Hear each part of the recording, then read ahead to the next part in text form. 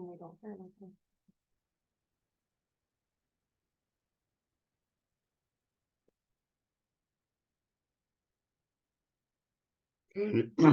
you hear me? Okay, thank you. Yeah. Maybe you'd prefer to have me muted.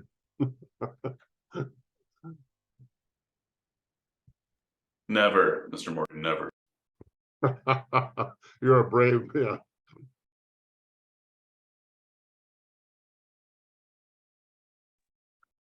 All right, we'll just wait another maybe just another minute here as folks continue to populate, and we'll go ahead and get started. I'll be chairing this morning's meeting as Director Gibbs is on vacation.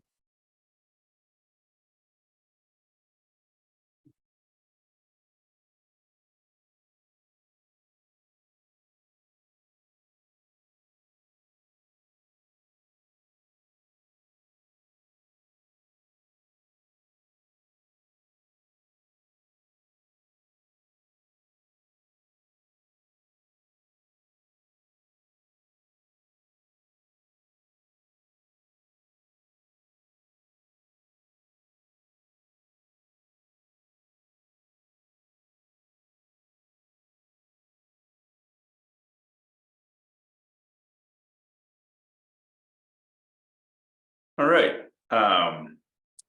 So looks like the population of the meeting here is starting to slow down, so we're going to go ahead and get started. Good morning, everybody. I am Matt Combs, your State Forester and Director of State Forest Service. I am sitting in this morning as chair for this council meeting for Director Dan Gibbs, who is on, I'm sure, a very much earned and much needed vacation. Thank you all for joining. First order of business, we'll go ahead and take roll. Director Morgan. I am present, sir. Good morning, everybody. Good morning. Regional Forester Ben or Jackie. Jackie, look, I see your face there. John Ring. Present. Yeah, I'm here. I'm here for Frank. Thanks, Jackie. And good morning, John. Did I already say Frank? Frank Falzone. Hey, morning, present. Good morning, Frank. Samantha Albert.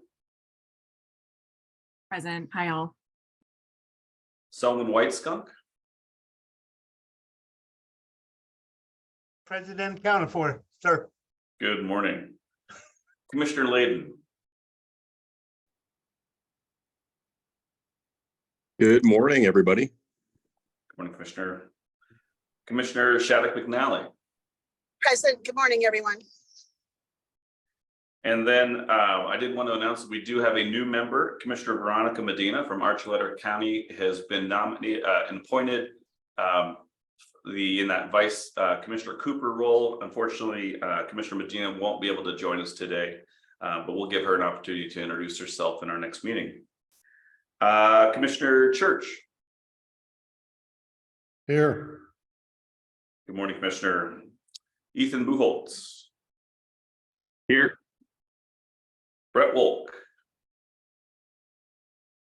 Morning, here. Good morning, Brett.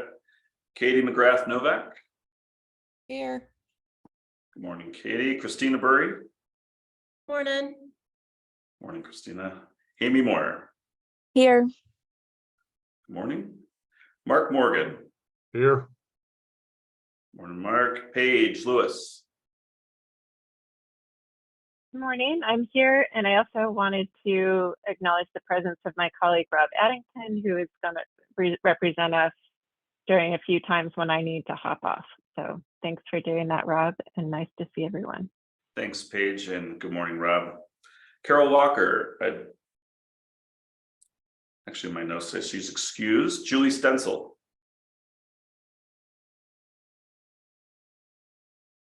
Julie, are you on?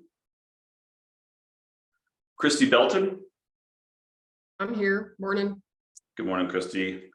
Pat Dorsey. Yes, sir. Good morning, Pat. Scott Jones. Morning, everybody. Scott. And Senator Cutter. and Representative Lynch. All right, so Courtney, do we have quorum? Yes, we do. Excellent. All right, for our first order of business on the agenda is to approve our meeting summary from our previous meeting. Would anyone like to propose any changes to the meeting summary? I'll move to approve the minutes as written and presented. All right, barring any other comments on changes, we have a motion to approve the meeting summary. Do I have a second? I'll second. Who is that? Christina. Christina, thank you. We have a first and second. Any further discussion? All right, we'll go ahead and all in favor, give us a thumbs up, and then I'll ask for opposed. And there we go. Anyone opposed? Hearing none, the summary is approved. All right, I'm going to go ahead and kick it over to Angela to review the legislative recommendation process and present some proposed amendments to our bylaws, and we'll put that to a vote. So Angela, you're up. Thanks, Director McCombs. So good morning, everyone. It's great to see you all. I hope you're all having a great summer. Thanks for taking a morning out in the summer to join us. And today is a really important meeting. So I just really appreciate everybody being here and hopefully ready to have some really robust conversations. So, as we've discussed at previous meetings, this is really one of the sort of most important times of the year for us in terms of making recommendations that are going to go both to the legislature and then to the governor's office as well. The recommendations that we discuss and vote on today will go into our annual report. And as I said, that annual report will both be presented verbally to the Wildfire Matters Review Committee, but the report will then be available to legislators, and it will also be sent over to the Gov and his staff. And it's obviously also something that our agency leadership, so Director McCombs, Director Gibbs, et cetera, are going to be looking at in terms of some of the administrative recommendations that have been put forth. So, the process for today, we sent around the recommended legislative and administrative recommendations that the committees have developed. We will walk through those sort of one by one and have the committee chairs, provide an overview of each. I would like to take as much time as we need to really talk about each concept substantively. I think an important ground rule to establish is that basically the committee's part of their role is to develop these recommendations. And so I think there's sort of two levels of discussion that needs to happen with each. I mean, at the most basic level, obviously this council will have to decide if they want to support the core concept of each recommendation and approve them with sort of an up-down vote, and that requires a 2/3 vote of the council members who are present. But I also recognize that some of these concepts may need some refinement, and that can happen in this meeting. But if folks have really substantive suggestions, we'll likely need to take a vote on specific edits. So I just want to set the stage there. And we'll get into that after this next section, in which I want to just go over a couple ideas for bylaw amendments that Courtney and I have had just through our observations of how some of the committees are functioning, how our council meetings are going. Oh, Courtney, do you mind enabling, or I wonder if Johnny has to do that, enabling screen sharing for me? Yeah, let me try. I think I can do it. Great. Yeah, so just to set the stage here, the committees have been working really hard, and sometimes the committees end up going longer than their sort of advertised time, right? They want to discuss these issues, sort of get into the nitty-gritty, and sometimes meetings run long, which is perfectly fine. But I do think, just in the interest of fairness in terms of people's schedules, we may need to establish some rules around committee members voting to extend meetings, and then being able to take votes in that extended meeting time, basically we want to avoid situations where the only folks who are able to vote on discussions that are happening in committees are folks who are able to stay on after the close of the advertised meeting time. So I hope that is logical to folks here on the call. Again, as I'm able, I'll present those amendments. And then the other amendment we're suggesting is we have, and Amy will discuss this, but we have a change in the committee chair for our Leveraging Resources Committee. And so we didn't have anything in our bylaws about how chairs are established, committee chairs. And so we've crafted some language and we'd like your feedback on that today. So can everyone see that okay? Just give me a thumbs up. Great, okay. So here is maybe the easy one first, or hopefully easier one. So here under section Article 6, committees and task forces, it basically, says that the council can establish committees as needed. We've created this section for, and currently this draft states, committee chairs are elected by committee members. Notice will be given at least one meeting in advance of a vote on the committee chair. Committee chairs can self-nominate or be nominated by another committee member and accept that nomination. Another member then needs to make a motion to appoint a given nominee and the committee must vote. So what edits do folks have? Do folks have any edits, heartburn? No, I think that's pretty Okay. straightforward and clear. Thank you, Angela. Okay. Anyone have any concerns? Nope, looks perfect. Okay, great. Angela. So can I have a motion to approve this amendment? Do I? So moved. I'll second. It's Christy. Thank you, Christy. All right, all in favor? Aye. Aye. Aye. All opposed? I don't oppose, but Thank you, Councilmember Whiteskunk. Okay, great. So that change is made. Hopefully that's clear. And obviously in a case where we have multiple nominees for chair, that is fine. And I think it would come down to a vote between nominees. So we'll address that sort of as it comes up. So then down here in Article 7, voting and balloting procedures, I've created this section 3 that says votes must take place during advertised meeting times for both full council meetings and committees unless all of the members present vote to extend the meeting. And I think a few important things to keep in mind here. Earlier up in our bylaws, once you establish quorum at the beginning of a meeting, whether it's a full council meeting or a committee meeting, that quorum technically cannot be broken.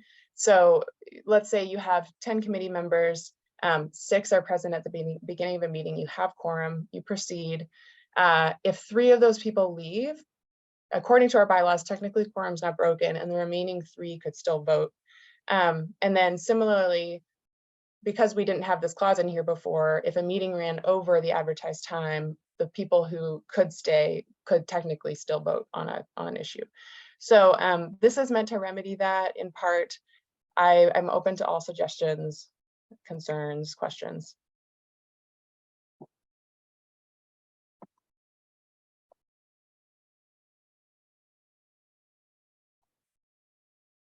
Mr. Shattuck Nally. Thank you, Mr. Chair.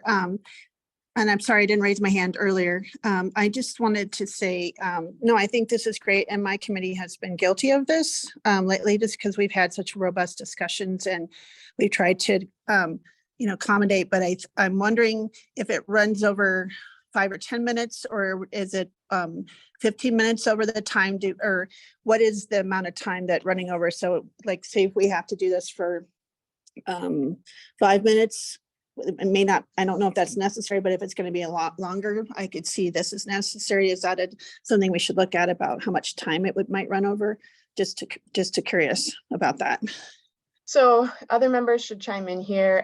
My thought here is that because folks schedule their calendars generally in hour or hour and a half blocks, that that committees should take a vote basically at the end of their advertised meeting time to extend the meeting time if that's what they want to do. Again, just respecting folks who may have a call that starts on the half hour or the hour. Katie, go ahead. I'm not responding to what Jody just said, but I was just going to mention sometimes in the meetings when they go over, people will leave and be like, oh, I have to go, but I really like where this is going and I will vote yes for it. I don't know if that's something that needs to be written in, but I'm curious if there's like a protocol for that, or if that like is included when you vote to extend, if you can also like put your future votes in. I don't know, just hopefully you know what I mean by that if you've been on a few of these meetings. I do, and I've seen it. And while I really appreciate that's the spirit of folks doing that, my recommendation would be against allowing that in future, simply because as conversations evolve, a concept may evolve beyond what the person, where they thought it was going and where they'd be okay voting on something. And so again, just in the interest of open meetings laws and transparency with people's votes, I think we should, people should only take votes, live as a topic is up for discussion. Okay, so when voting to extend the meeting, if somebody was like, yeah, I vote yes to extend, but I still need to leave, then their vote would just kind of not. Then they just wouldn't be present for the vote. Yeah. Okay.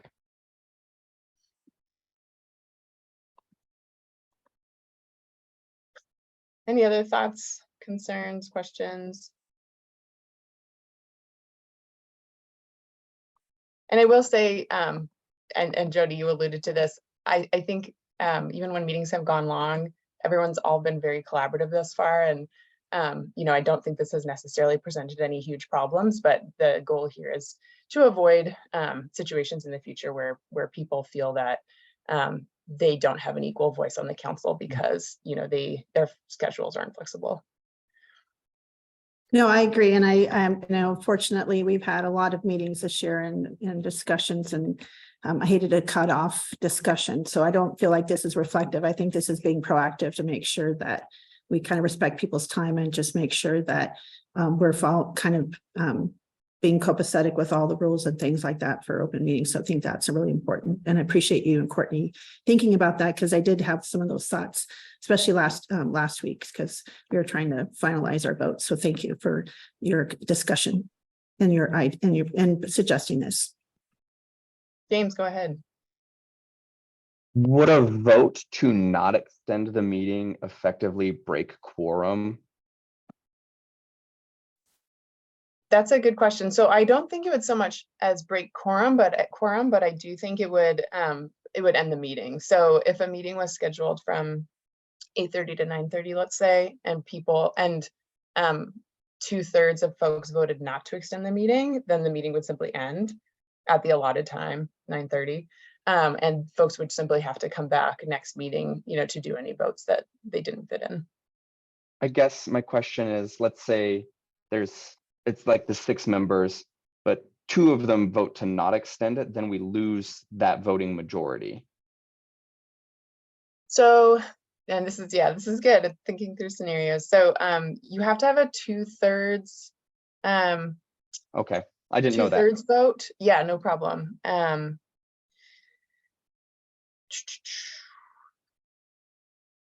So I don't know if that remedies the issue. And I see your point about, like let's say you had those 6 people, 6 out of 10. So you have quorum at the beginning of the meeting, you get to the end of the meeting and 4 out of 6 vote to extend, but then 2 do not. Technically, if we follow this draft that we put together, they could extend the meeting and quorum still would not be broken, because per our bylaws, you can't break quorum once it's established.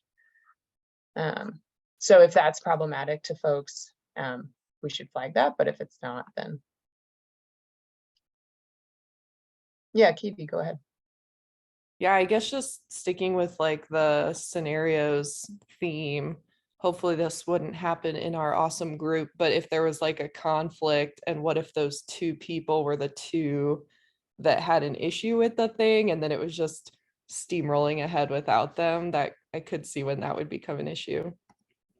It would be an issue, but I guess another way to think about it is, even if the vote happened in the allotted meeting time, if they didn't agree and they voted no, but 2/3 still voted yes, it would still go through, right? So, Right. and this group is very consensus based, which is wonderful. But there may totally be votes where up to 1/3 of folks do not agree, but it will go through if 2/3 do. That makes sense. Yeah. So it's kind of a moot point. Christy, go ahead. So the way I'm reading this, it says unless all of the members present vote to extend the meeting. So does that mean it has to be a unanimous vote to extend the meeting? That's what we have here in the draft. So yeah, I guess Katie, to your point, this is where this language is a bit different right now. So yeah, I threw all in here only because to me, going beyond, again, in the interest of fairness for council members, I don't know, I sort of feel like people organize their schedules around advertised meeting times, and if something goes long and they have a conflict, it's just not fair to that member if they can't attend. But if council members are like, you know what, it's fine, it only needs to be a 2/3 majority to vote to extend, we could certainly make that edit. Any thoughts on that, Christy, before I go to Samantha? You know, I agree, you know, we're pretty consensus based. There's never been a problem so far that I've seen. But I do think it's important that, you know, if we have something that requires more discussion, or, you know, that somebody feels very strongly about, I think it's a little bit disrespectful if somebody spends an entire hour and has to jump off and then cannot vote because of the scheduling conflict. I think it's worthwhile to just be respectful and make sure that everybody can vote on a particular item if they want to. Thanks, Christy. Samantha? Yeah, I think I agree with Christy there. And I liked what happened last time where we all agreed to have an additional meeting to talk about some content that we didn't have time to discuss, just because, like you said, Angela, a lot of folks schedule their time and it would suck to not be able to hear the remaining discussion. And it gives people an opportunity to share their time. And if they aren't available, then, you know, I think we did our due diligence to try and include everyone to the best of our ability. So I agree with Christy on that one.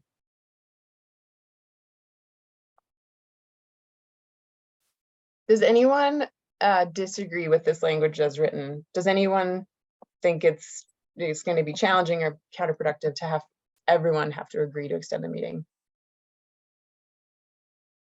Well, I'm just trying to think of worst case scenarios or any kind of scenario. We have been a very consensus based and consensus building committee, and you know, I'm just thinking of other meetings that I have been in where something like this has happened and we have tried to vote to extend the meeting, and one person just derailed the whole thing. Everyone else wanted to go ahead and just spend the extra half hour to get it done, and one person 9 o'clock just wanted to go home, and it kind of added another meeting to everyone's schedule where the majority, 90% of the folks wanted to just go ahead and take that extra 15-20 minutes and get it done. And so I'm thinking, I'm glad someone brought that all to my attention. We have been very good. I think most of our votes have almost 90-80% been all 100% consensus, but maybe it needs to be 2/3. I don't know. I mean, I'm just wondering if you get one person, and it's not that I'm trying to keep them from being part of the conversation, but trying to also, like you said, honor people's time. Do we extend it for 15 minutes and get it finished because the conversation's happening, or and if the majority of people want to do that, but then also, and I understand someone might have to leave, but also then we also have to have everyone schedule a whole nother day and time. And so I don't know, I'm just kind of thinking of that, a couple of those scenarios I've been in where if we had just a hair more time, we could have wrapped it up and not had a whole nother meeting. So I'm just bringing that up for thoughts and discussion. Just trying to think through before we kind of all means all. And so I just wondering about that. And it's not that I want to exclude anybody. I just think that it's important that we kind of think about those scenarios just in case, because, you know, we might all be here in, you know, 2 years, 3 years. And what does that look like for a group that, you know, maybe isn't so consensus driven? Just curious what everyone thinks about that. Jackie, go ahead.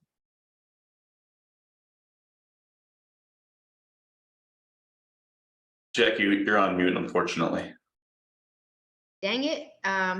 Thank you for reminding that. It's the first time today, Matt. So got to have one of those. No, I actually feel pretty closely aligned with what was just laid out. You know, our schedules, I wish I was the master of my own schedule, but there are times when I have a hard stop. Frank would too. Like, we have to go get on with the chief or the understand you legitimately have to leave. I think, you know, that's part of the greatness of this group. We're all pretty familiar with each other. There's a lot of trust. And I would be comfortable that if I had to step away, I would trust that, you know, 3/4 of the folks, if they could get to a decision, I would respect that. And I'm pretty sure Frank would too. And so I think having the all in there might be a little, it could, you know, limit progress on some of this stuff. And there's a lot to get through.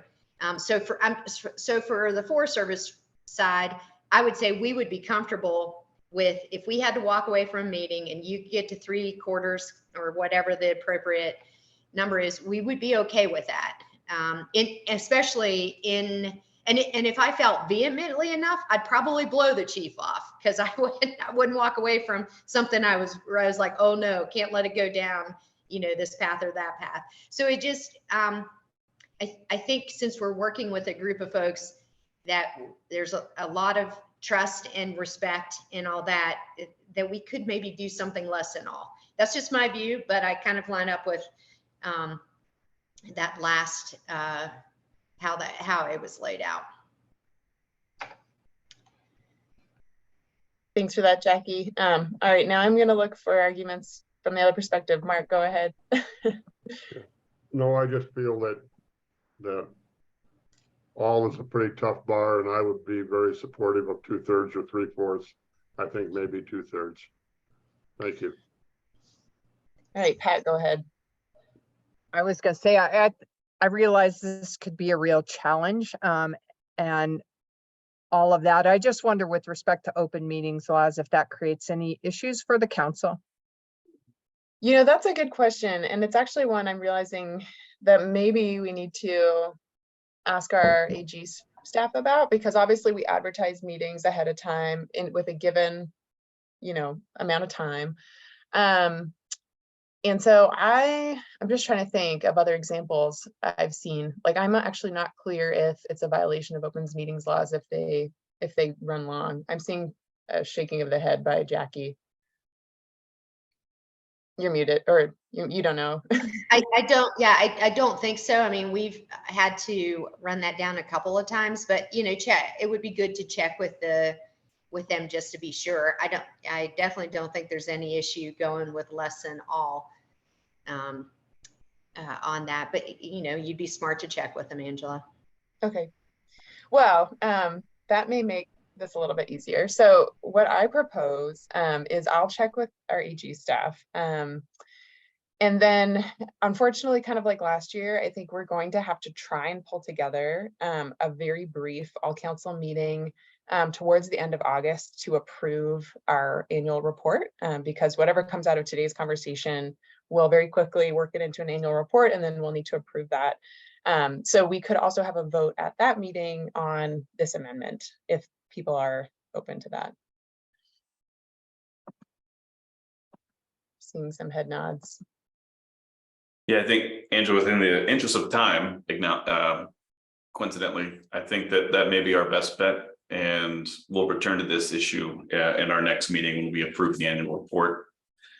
I would like to take us into our next agenda item. If there's any further comments on this topic, please capture them in the chat for Angela and Courtney's for the summary, as well as informing how we will present this issue again to the council later this month, or later, whatever today is, next month. All right, well, thank you, Angela. First of all, for capturing what is an important issue, because the passion and the intensity and the thoughtfulness being brought to the issues that we're wrestling with are causing us to want to get into the meaty issues. And with that in mind, we're about to get into some interesting conversations around what legislative proposals we'd like to move forward, as well as some updates from our Leveraging Resources Committee. So I'd like to invite the committee chairs to provide updates. We're going to start with the Leveraging Resources Committee, and then we'll go to the Committee for Legislative Recommendations. So I think Amy, we'll start with you. Great, thanks. And I think I can be pretty brief, since a lot of the work of the Leveraging Resources Committee will be discussed during the 2023 recommendation discussion. But just as a reminder, the Leveraging Resources Committee meets monthly on the second Monday of each month over the lunch hour from noon to 1. We have been spending quite a bit of time going into more detail on a potential Colorado Forest Resilient Planning Guide, which is our sole recommendation coming out of the committee for the 2023 annual report. So we'll talk more about that at the next agenda item, and we've talked about it at our last group meeting. So I'll save some of the details for that discussion. We are in the process of identifying a new chair for the committee. So I appreciate Angela and Courtney, some of the guidelines there. I am expecting a baby here on August 23rd, so right around the corner. So it was a good time for me to just step down as chair and really be mindful of my workload when I start back up later this year. So I appreciate just everyone on the committee for their understanding of that, and for letting me act as chair for the last year. We've really grown as a committee and looked at a lot of different areas of how do we increase collaboration across stakeholders within the state. How do we look at leveraging resources? So I'll just make a plug that, as we wrap up this planning guide recommendation and move that forward, I think it's a great opportunity for the committee to look at the whole parking lot of other conversations that we've had and really dive into some other recommendations in detail. So I will just offer, in terms of the new chair, we will be voting at our next meeting coming up in August for who will take on that role. Christina Burry has offered to jump into that role, but we wanted to be respectful and allow for anyone else from the Forest Health Council or the committee that's interested in taking on that role to express their interest, and we're happy to identify the best person to take that on, and appreciate just Angela and Courtney's staffing of that provides a lot of support for these chair positions and really allows for some good discussion and moving forward there. So I think those are really our high top level updates, and then we'll get into more of the planning guide here in just a moment. So I will turn it back. Hey, thank you so much, Amy, for all of your hard work and the chair work that you've been doing, and congratulations and Godspeed on this endeavor that sounds like it's coming up very soon in your life. It's very exciting. Commissioner Shaddock-Nally, it will now give us an update from the legislative committee's recommendations. And I just want to say that, there's a lot of sort of meaty topics in here, and there's also some some dollar amounts assigned to some of these recommendations. And I just, at the outset, and I'll speak for Director Morgan and myself, as well as Director Gibbs, when, our budget processes are moved through the governor's office, and they go to the governor's planning process. And so there will always be a fine line and a little bit of a dance as it relates to how we engage with these recommendations, these issues, especially as it relates to resources. But that being said, this is the legislative statutory role of this body, is to advise the governor and the General Assembly on how we can best invest our resources to address the issues we've been called to engage with. And we as agency administrators will absolutely do the best that we can to discuss and engage with how implementation may occur. or how it may affect programming, or how it might impact our success, or potentially create barriers or challenges. I just wanted at the outset of this conversation say that transparently, and so that when we fall into that speak, everybody's clear that our intention is not to be cagey, or to not to provide the best information we can so this body can do its work, but to be in alignment and allegiant to the budgeting processes that are run out of the governor's office, and at the same time be supportive of the stakeholder driven recommendations that comes from your discussion. So with that, Commissioner Shadowthing now. Thank you, Mr. Chair, Director Gibbs, and I just wanted to acknowledge Senator Lisa Cutter has joined our conversation, and I wanted to thank her for joining us today. So I didn't know if you had seen her, but thank you for joining us, Senator Cutter. So Thank you. Happy. So I just want to first take a moment, if I can, just, and I know we're running short of time, but I want to thank all the members of the Legislative Committee. They are a phenomenal group, and we have such a consensus-driven, respectful, robust conversation group, and they have given a lot of time this summer. All due respect to all of them, they bring great perspectives, and we have some really engaging conversations. And I have really learned a lot from all of you. And I want to just thank you for your service on the committee, because we have almost been meeting weekly since May, or not every other week, but recently very weekly. And our conversations have been very robust and have taken a little longer than we try to meet for 45 minutes and get through an agenda, but it's gone over, but it's been such great conversations. And I would say that I want to just, I hope my committee doesn't mind me speaking on your behalf, but let me know if you don't agree. But I think we all feel the urgency of some of these recommendations, especially after some of the things we saw on May 11th and some of the field trips we took and some of the other subsequent conversations and presentations we had. We've had some great speakers, and thank you to Angela and Courtney for all the work they did, and James as well. James been helping out and leading the meetings, and just we've had some phenomenal speakers and experts, and just can't say enough for work of this committee. So with that, I can just share that we had a hard time coming down to 5 concepts. These are there are plenty of other concepts that are just as worthy, but we can only have 5.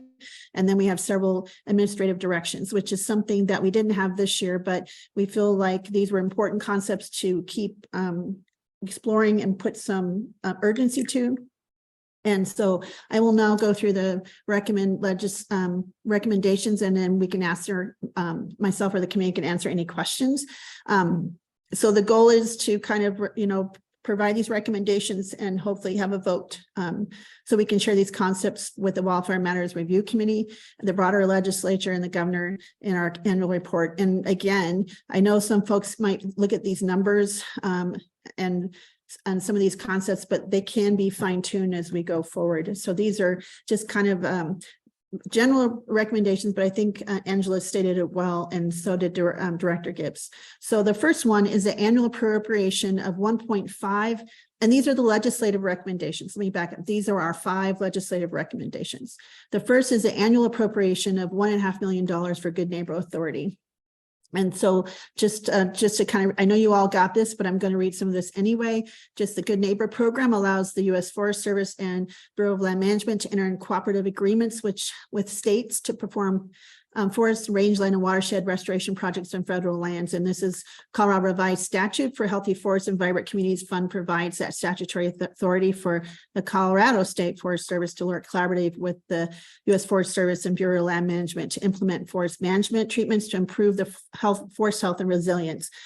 We really feel this is really specific benefits for the Good Neighbor Authority to include greater efficiencies and less need for creative and maintaining roads to address project work. And eligible projects might be those to protect water supplies, manage park beetles, reduce fire risk, and meet other forest management objectives.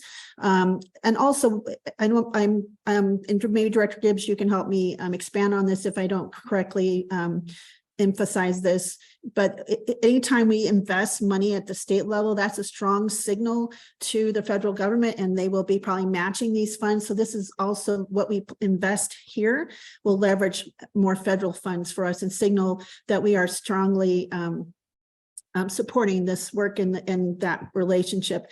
As I understand, other states take advantage of this. I think it was Mr. Morgan that shared, I think it's the state of Wisconsin actually, and or Minnesota, you'll have to correct me, Mr. Morgan, I think it was Wisconsin, you said invest 40 million in their state budget. So towards Good Neighbor Authority. So this is the 1.5 million is something similar to what was in the budget last year, but we want to kind of really emphasize that this is really important for a lot of reasons. And so that's our first recommendation. I guess I'll go through all of them. Well, let's stop there. I don't know how we're going to do this because there's a lot of work. Let's go through all of them maybe, and then have discussion. Do you think that's a correct way to do it, Mr. Director Gibbs, Mr. Chair? So I think it would be best if we take these one by one. You know, I was sort of thinking if there's a lot of consensus and we have we're rock solid together, then I think we could do it as a package. But I think in the interest of time, one by one is going to be is going to work best. That's what I was thinking too. I just wanted to make sure you were okay with that because we do have these are pretty hefty concepts. So let's stop there. And I guess we can approve these one by one. Do you want to do that or just discussion? Let's open it up for discussion, Commissioner, and then Christina. Thank you. I just have a question because this is fantastic, very supportive. The question I have is, will this help? Like thinking about describing the advantages, will this help with bringing more federal funding from state and private forestry? And should that be added in if that's the case? Or maybe that's reflected in the Healthy Forest Vibrant Communities Fund and that's from state and private forestry. But I'm just curious, you know, if this will bring about more federal funding because we're leveraging it at the state level. Thanks. We believe as a committee, it will bring more for federal funding and be a strong indicator of the federal government, our investment. And I don't know, Director Gibbs, if you want to add on to that just as a direct person who knows about that program a lot more in depth than I do. yeah, I mean, just, you know, as it relates to this recommendation, you know, right now as it stands, you know, we're in partnership for about $25 million between the BLM and the U.S. Forest Service on G&A treatments across the state. The Forest Service alone is about 17,000 acres. You know, Jackie's on and can speak to this as well, but you know, the Good Neighbor Authority allows us to work together across landscapes. And I believe this, and Jackie, correct me if I'm wrong. When state governments make investments to essentially leverage or match the investments the federal government's already making, that puts us in that shared stewardship relationship where we're leveraging resources together and really trying to impact landscapes that are highest priority, regardless of ownership. And so we already have so we've called it a surge strategy where the regional offices put $2 million into growing capacity for the state forest service to grow our staffing in those places where our federal partners are struggling to marshal capacity. And last year, the governor's budget included an additional $2 million to essentially leverage or match those funds. And we're continually in dialogue and conversations with forests across the state, as well as the regional office, about where are other opportunities for us to continue to grow impact together. And so, you know, Jackie, if I'm speaking differently from your perspective, please chime in. But anytime we signal as the state of Colorado our interest to continue to grow the impact of this program, it's typically well received and seen as an indicator of us sort of putting our money where our values are.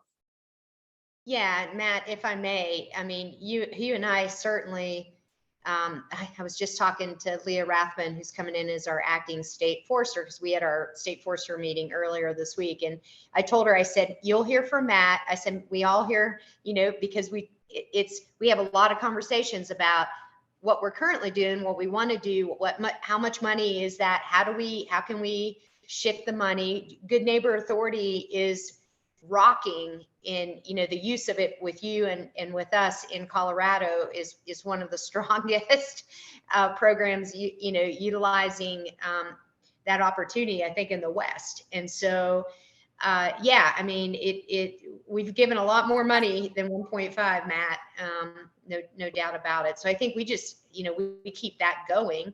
And so I'm trying to get my head around, like, what is this, how is this different than what we've got? Or, what would be applied differently? Yeah, I mean, I think the difference with this proposal, and Commissioner Shattuck McNally, let me know if we're off sort of the track of the discussions, but it's really, the intention is to leverage those federal resources that are already being brought to bear and to continue to grow the State Forest Service's ability to surge into these opportunities that are continually being identified as we grow our vision of what's possible and what we can accomplish in this unique moment where our federal partners are, trying to land and put to ground the largest investments in the history of forestry in the country. And so anything that the state can do to continue to leverage those and increase that capacity, I think, is ultimately going to be seen as a good thing. But there is no quid pro quo. Let's just be clear that we put in this and the feds do this. This is just the state of Colorado potentially signaling its interest in continuing to grow our cross-boundary impact in partnership, in particular with our U.S. Forest Service partners and our BLM partners. Yeah, and that's an easy one for me to support, especially the last line. I think the committee recommends advocating for additional. I mean, I think probably the opportunity will be even more than 1.5 million. So, I have no issue with that advocating for additional funds. I think if we can make use of it, we got a lot going on in Colorado. We would be fine with that. Thank you. And my apologies to Director McCombs. I called you Director Gibbs, and I apologize. I should just not read the comments while I'm trying to share this, but or not share this, but read through this legislative thing. So I see that Amy had her hand up next. Yeah, thank you, Commissioner. And I apologize if I missed this, but I'm curious how the committee came up with the 1.5 million recommendation. Why that number? And then you think with all of these 5 recommendations, considering, what funding source are we advocating for, just given that, eventually these recommendations will compete against a whole host of statewide issues, depending on, the fund source that we target. And so that's something, I think these are potentially, all worthy to discuss in an annual report, but at the end of the day, trying to figure out how we would realistically get some of these across the finish line when they go and compete against a whole host of statewide issues. Thanks for that question. And committee, feel free to jump in. We looked at what was in the budget last year. I think it was 1.9 or close to that. And we understand that there are, competing interests, but we also feel like if we don't ask and advocate and press on the urgency and the benefits of pushing for this, we're maybe missing an opportunity. I think the conversation and what I see statewide and with other state legislators and even federal partners is that the need is, the urgency and the need is there. Again, our committee was kind of really wrestling with that 1.5. That's just a general recommendation. As we go through the legislative process, that number might change or grow. This is just a high level recommendation. So I didn't want folks to, but we just kind of looked at what was in the budget last year and what recommended, and that was kind of where we based that off of because of what's success for last year. So I know I think I'm going to let Christy answer that too, but then I want to does that answer your question first, Amy? Let me make sure I've answered that. Yeah, and I don't know if we have any of the answers of what where the 1.9 million was funded. Is it general fund or is it? I don't know that we need to get into this detail for our recommendations. I'm just curious. Yeah, I think that I think we try to stay away from the fine details and the recommendations to let that legislative process kind of address that, but we would kind of rely on the legislator who wants to potentially, or whoever in the interim committee to kind of flesh that out. But I would assume that's probably from the general fund, but I'm looking at, you know, kind of what was successful for last year in the budget, because we had some big wins last year. But I think that, again, trying to stay high level with these concepts and not trying to drill down and be specific as we go forward. But you're right, those are good questions. I hope that helps. No, that does. Thank you. And that makes sense. Sure. And Amy, the one-time funds from last year's budget as enacted were one-time funds from the general fund. Okay, so thank you, Aaron, for putting that up. So, Christy, I'm going to hold you for a second and let Commissioner Church ask his question, and then I'll come back to you. So I appreciate that. Thank you. Commissioner Church. Yes, thank you very much. Just wanted to say, as this evolves and moves forward, I mean, I like it. Need to take a look at the entities that could apply for the match and the qualifications. Is it just national or federal? More detail on it. And I'd be glad to talk about this at a separate meeting. Thank you. Thank you, Commissioner. Christy. Thank you. And Amy, I can chime in a little bit here. So I've been fairly vocal in our committee meetings that with a concern, two things, that $1.5 million is not enough. And by putting this $1.5 million language in here, are we maybe limiting ourselves? Those were some of my questions prior. I'm just glad to see at least additional dollars to a program that has been working and actually is working in my own backyard. So I am a big supporter of this at even higher dollar amounts. Thank you. Thank you. Thank you, Christy. And I want to share Aaron Green's comment, because I think this is another comment from our committee. We know there is a lot of resources coming or currently coming down or currently present from the bipartisan infrastructure law. And I appreciate Aaron Green sharing this. But there's, if you look at that number for appropriations for fiscal year 2022 and other money that's available, this is going to help us, you know, it's like Director McCombs said, this is not a, you know, guarantee, but at least signals our strong commitment and hopefully helping us leverage some of those funds, because we don't want to miss opportunity to take advantage of some of these funds that might be available through this Good Neighbor Authority. So I hope that is also helpful. And thank you, Aaron, for putting that up. I think that's important. Senator Cutter. Thank you, Commissioner. So I'm just thinking that I don't see it in here. Forgive me if I'm missing something, but if there's like specific, even general ideas about how that money would be, why you need that specific amount, like the more specific info we can provide to make the case would be helpful. Like this is how we would use it, and this is why it's important. And I just think that you're correct that yeah, we can champion whoever picks up this legislation. We can champion the funds and work together to figure out how to make that happen. But the more information we have about how it would be used and why it's so essential, the better. And also maybe educating JBC a little bit. Like I think people in this, obviously on this call and in the wildfire committee, are super tuned into the need and the issue, and other people are to some degree as well. But like you said, there's, you know, competing interests all over the place. So that's all. There's going to just need to be continued education. So trying for the money is always a good thing. Thank you, Senator Cutter. Thank you. Again, I think, Angela, we said we wanted to kind of be high level, and this can be refined going forward. And I appreciate that feedback, Senator Cutter, as we bring this forward. But this is just kind of that high level recommendation. And I'm sure that number, as we go through the legislative process, might look different. So any further discussion? Jody, if I may, this just might be helpful. I was looking back at our recommendations from last year, and last year we actually did not provide dollar amounts for any of our recommendations. We were really agnostic to dollar amounts. We just provided the conceptual recommendations. there's nothing that says you can't, right?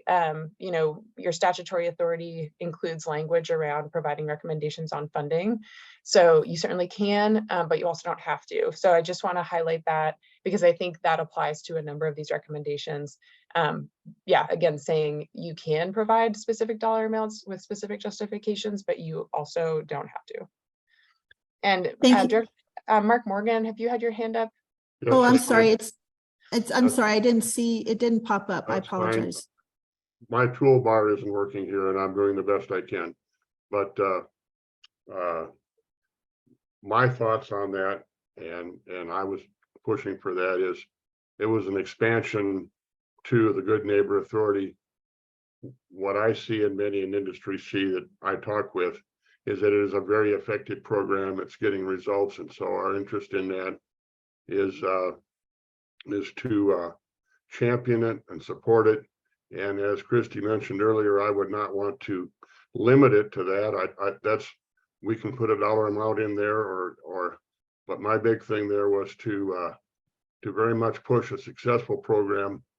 Good Neighbor Authority started, as I understand it, correct me if I'm wrong, in Colorado. It was the first state and they kind of got away from it and some of the other states picked up on it. It was quite a while ago, but then we've come back to it.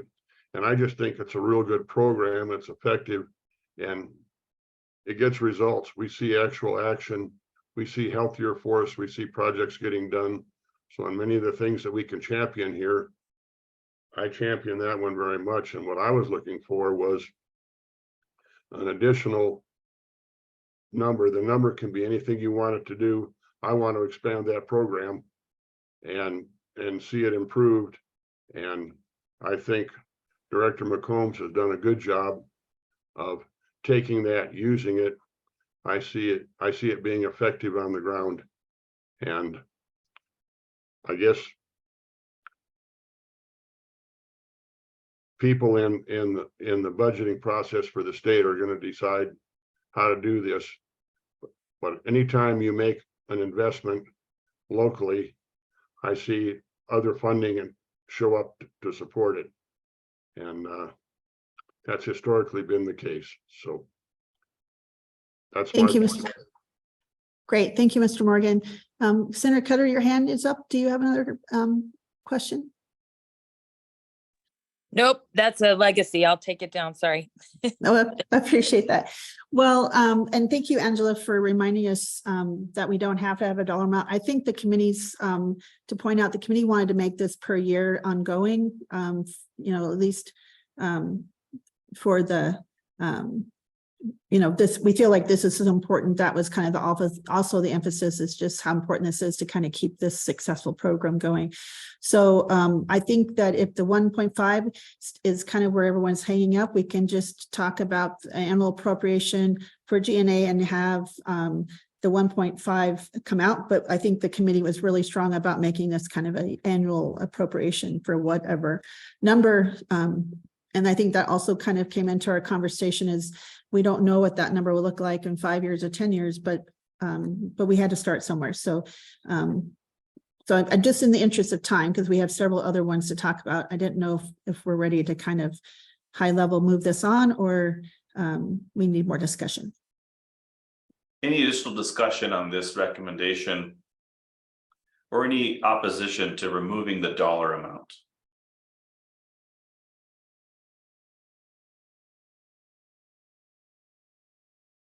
Hearing none, I think in the interest of time, we'll go ahead and ask for a vote to approve this recommendation, an annual appropriation for the GNA program to an unspecified amount that will be dictated through the legislative process. And as far as voting is concerned, I think those opposed will be the most efficient mechanism to see if we have the 2/3 majority. So moved. I have a motion. Do I have a second? Second. So it's Commissioner Layden, and who had the second? Church. Thank you, Commissioner Church. Do we have any opposed to the motion as presented?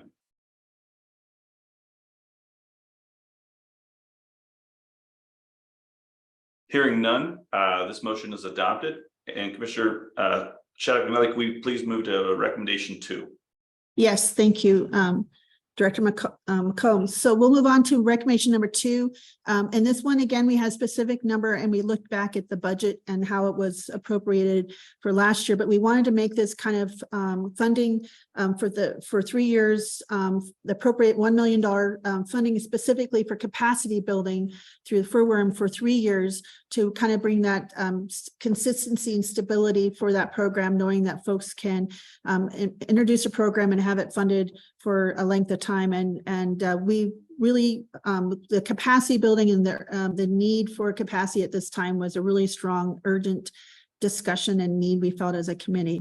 So, and this is the 2021 Senate Bill 21, just to remind you all, as it says, Senate Bill 21-258 was important for that, that program was created. And this is those capacity grants. And we still feel like the capacity needs and gaps are urgent for us to solve and to try to address. And so that is our recommendation, because we felt we could go to yearly, but we thought at least we have that, give that 3-year window so that we know that funding is secure for 3 years, so folks can plan around that for future landscape projects, because some of these are planned out, years in advance and trying to get everyone coordinated. And so we felt this was important. So open to any questions?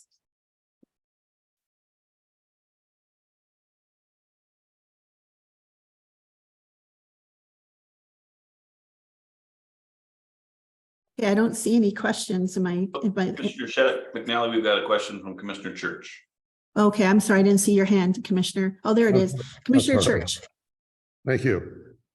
This is related to capacity. A capacity constraint that we're running into in Southwest Colorado is the shortage of housing. Both state and federal government own land that could be used for the construction of modular homes, or I don't know what you'd call them, just portable modules for forest workers and employees of Forest Service, both state, federal, and BLM that are in the area. We're seeing a great deal of interest. I mean, we're paying a lot for an experienced sawyer that can climb, $50 an hour. And we can't house some of these people. There's just not enough housing, especially in the rural resort areas. And if that's a separate item, it's kind of tangentially related to the capacity building and use of and purchase of equipment. So thank you. How does this fit together? Well, again,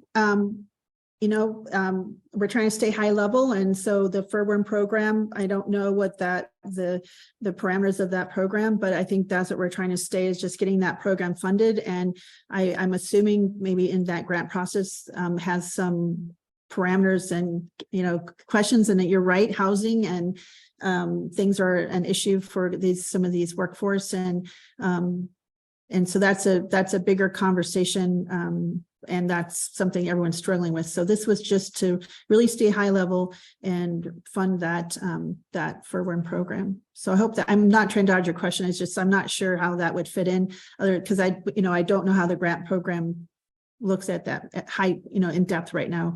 But it's just high level to kind of deal with that. So I like the firmware program. Cool.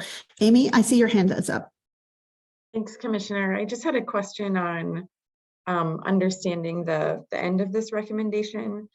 Is this proposal recommending an additional 1 million appropriation, so FirWorm would be essentially at 9 million, or is it changing the allocation that capacity grants currently have 25% of the FirWorm funds available? So is it saying we're going to give them the ability to take on more of the FirWorm's existing $8 million? I guess I'm confused by the last sentence, and I'm trying to make sure I understand it correctly. The last sentence in the highlighted two sentences, we're basically saying, we want to add $1 million per year to the capacity grants piece. Are we increasing FirWorm's total allocation? Yes, and adding $1 million.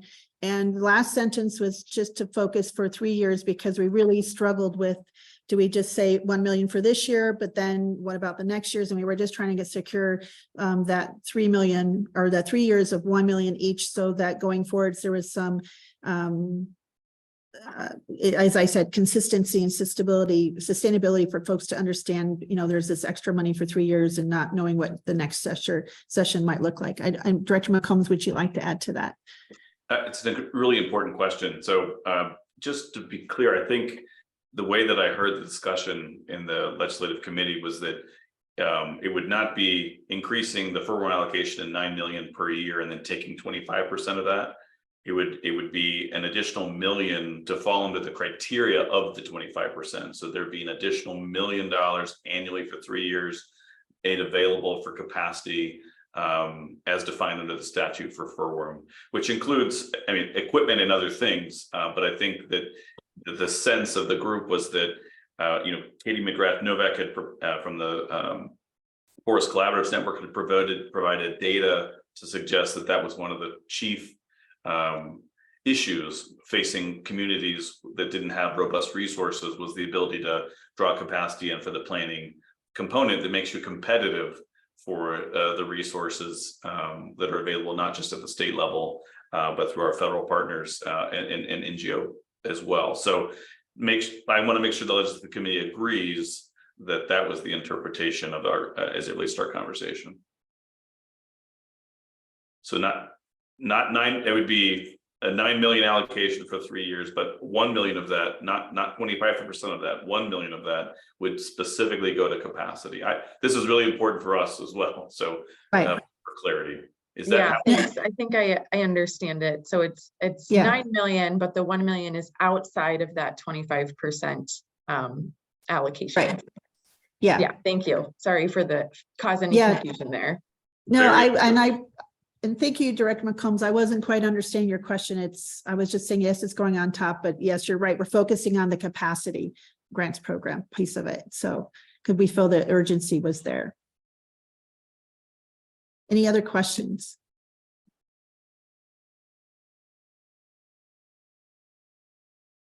Amy, does that revision help clarify?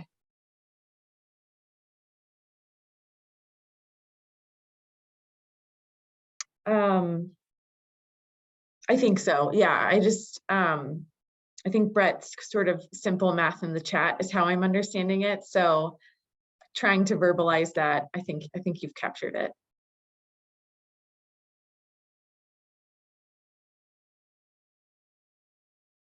Okay, and thank you for asking these great questions. It's I'm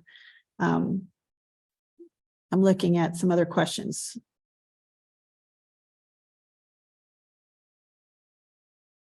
So is everyone clear on this recommendation then, or we still have some discussion?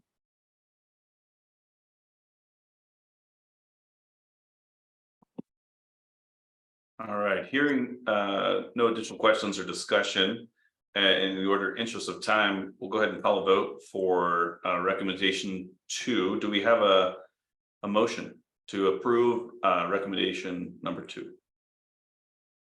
Mr. Chair, I Please. move we approve recommendation number 2 as amended.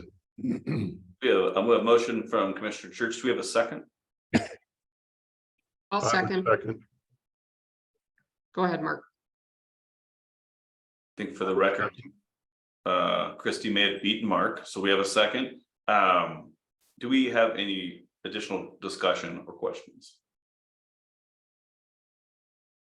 Do we have any opposed to advancing recommendation number 2?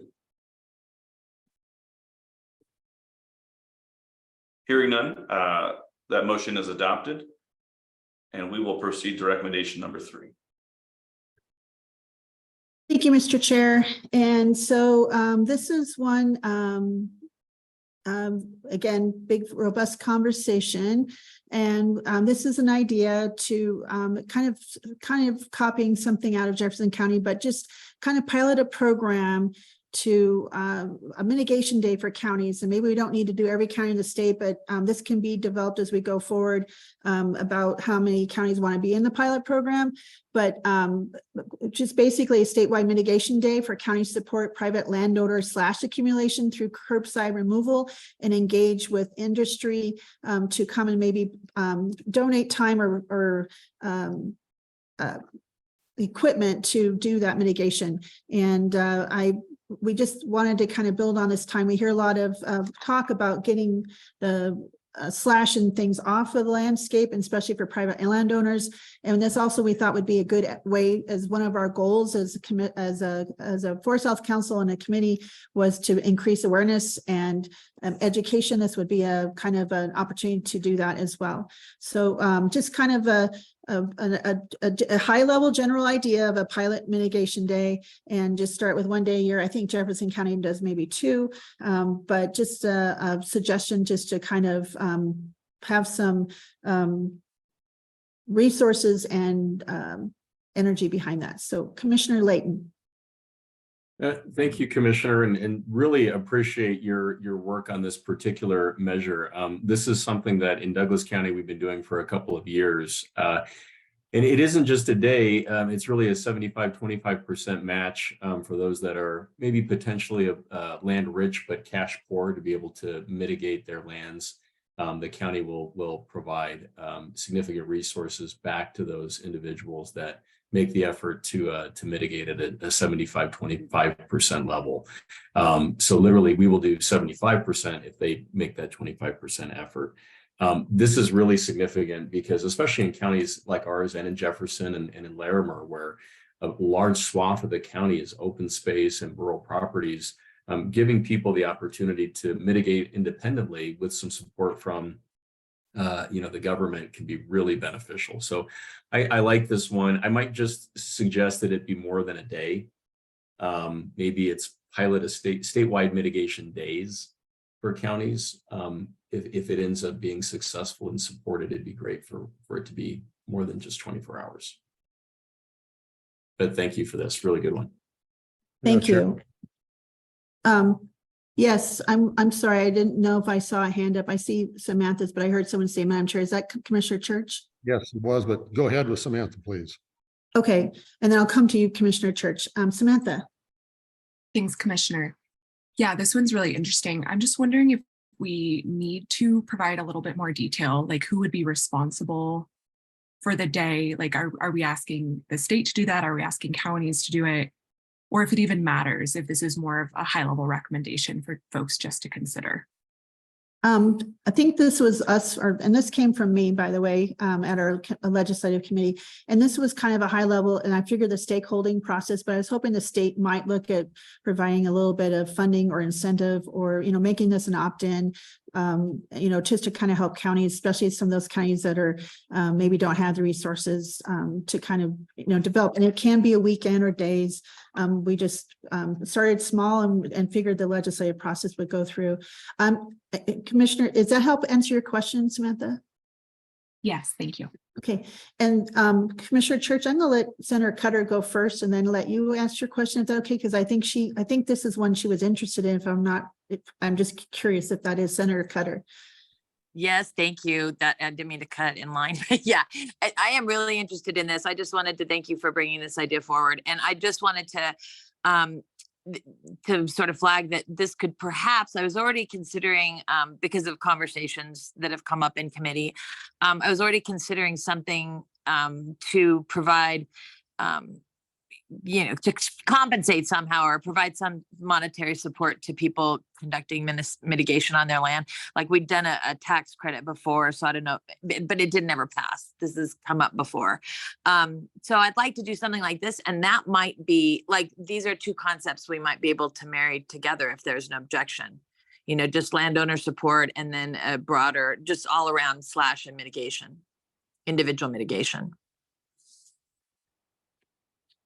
So would that give anyone heartburn if we tried to marry concepts? I think that we probably would, I think stick with the high level, and then as we pass this off to the Wildfire Inter Committee, I think that happened with the Senate bill. So I'm sure once the legislators have it, they can. We do our thing. Yeah, you do your thing. But thank you for those comments and I appreciate your time. And so Commissioner Church. Thank you. Just would support the concept of expanding it to mitigation days. This is a great opportunity, but it does create problems for counties in disposal of the trash. We're already drowning in chips.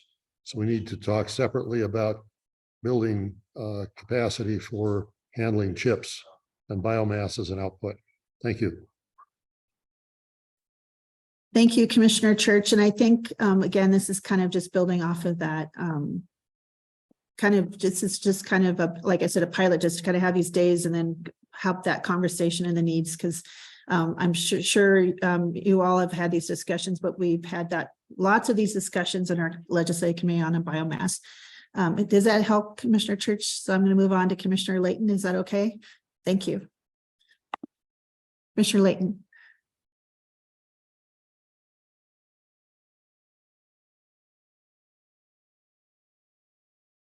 Maybe he's froze. Commissioner Layton?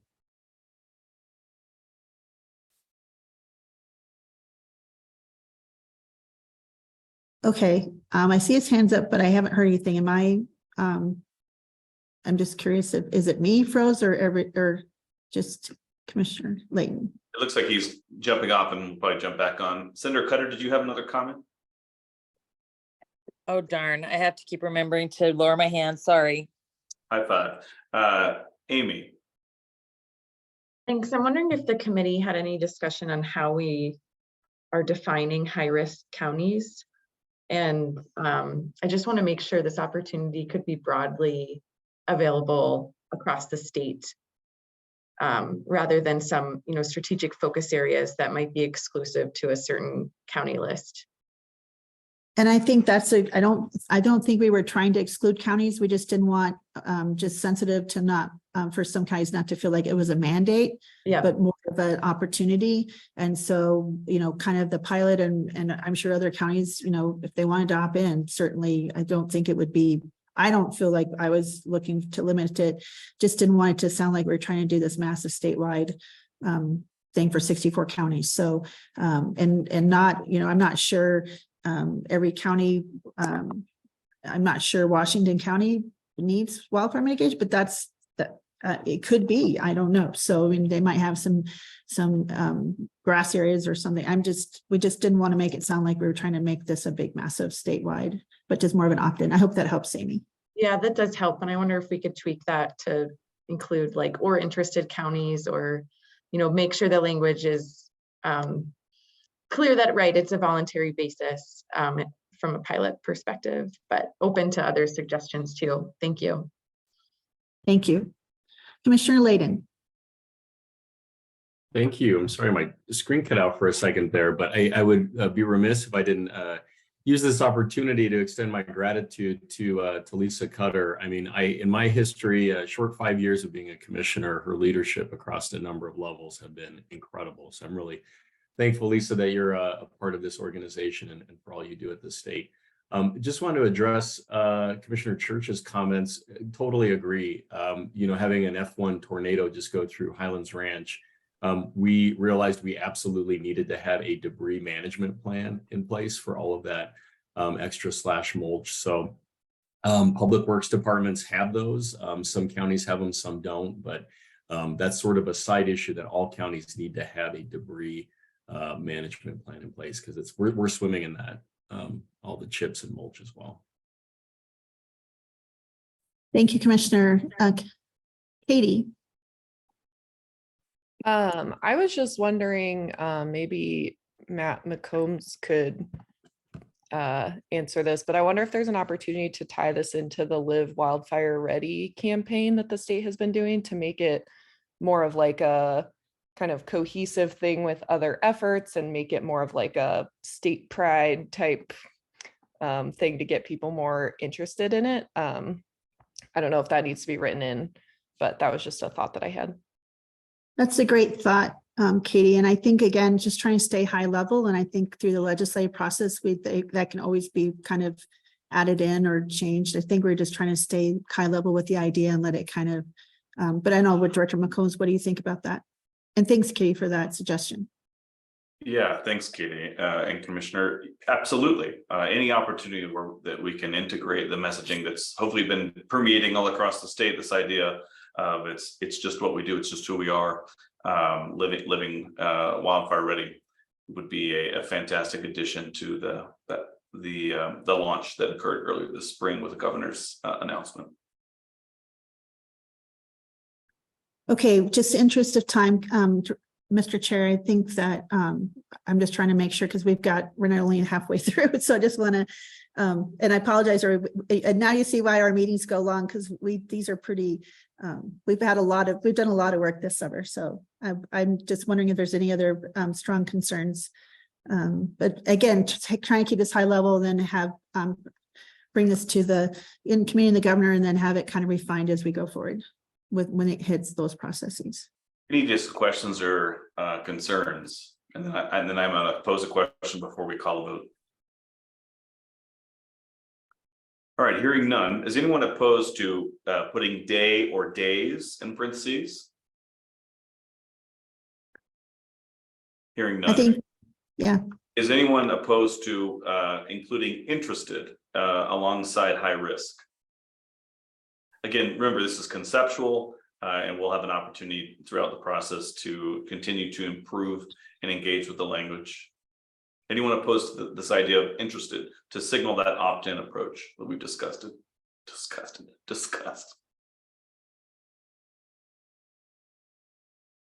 Hearing none. All right, I would like to move forward with those two changes to is there a motion to approve recommendation number 3 as amended?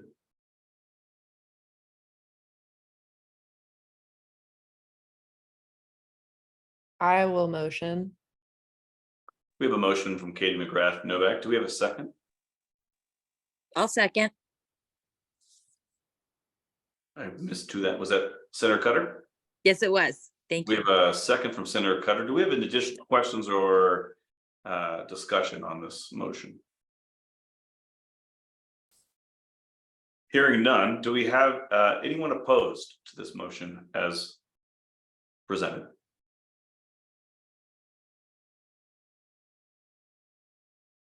Hearing none, that motion is approved and we will move to number 4. Thank you. Thank you, Mr. Chair. So I just wanted to kind of give a little bit of background in May, and I'll keep this very brief. During our full Forest Health Council in May, and thank you all for visiting Larimer County. We learned a lot about the 70 million seed deficit issue for the whole country, but especially in Larimer or in Colorado and the region. And I had actually had an experience of planting trees in May with the Coalition for the Poudre Watershed, where I learned, and to my big surprise, that the seeds were 60 years old. The trees that were grown from these 60-year-old seeds. And that started a conversation, and our committee asked more questions and learned more about this. We had a presentation, and then we asked Director McCombs and other folks, I think Brett's team also looked at this, to have kind of a discussion about the needs, because obviously if there's no seeds, we can't grow trees to do reforestation and so on. So I don't want to have a big discussion on that for you now. I just wanted to kind of share kind of how this started. But the fourth one and fifth one are kind of tied together. We had, this is the reason for our long meeting last week. They quickly brought together some recommendations that we wanted to add. And it was really hard to kind of narrow these down because actually the list was longer than this. But the number 4 is the annual appropriation to the Colorado State Forest Service nursery for the nursery staff and facilities and equipment maintenance for ongoing operating costs. Seedlings are then to covering operating expenses. So then seedlings are thus cost prohibitive to a large reforestation and conservation projects. And with this annual appropriation covering staff and facility expenses, the prices seedlings could be lowered and accessible to move more projects. And I think that also includes kind of that seed deficit issue to help them kind of expand with that. So that's our fourth recommendation. Any questions?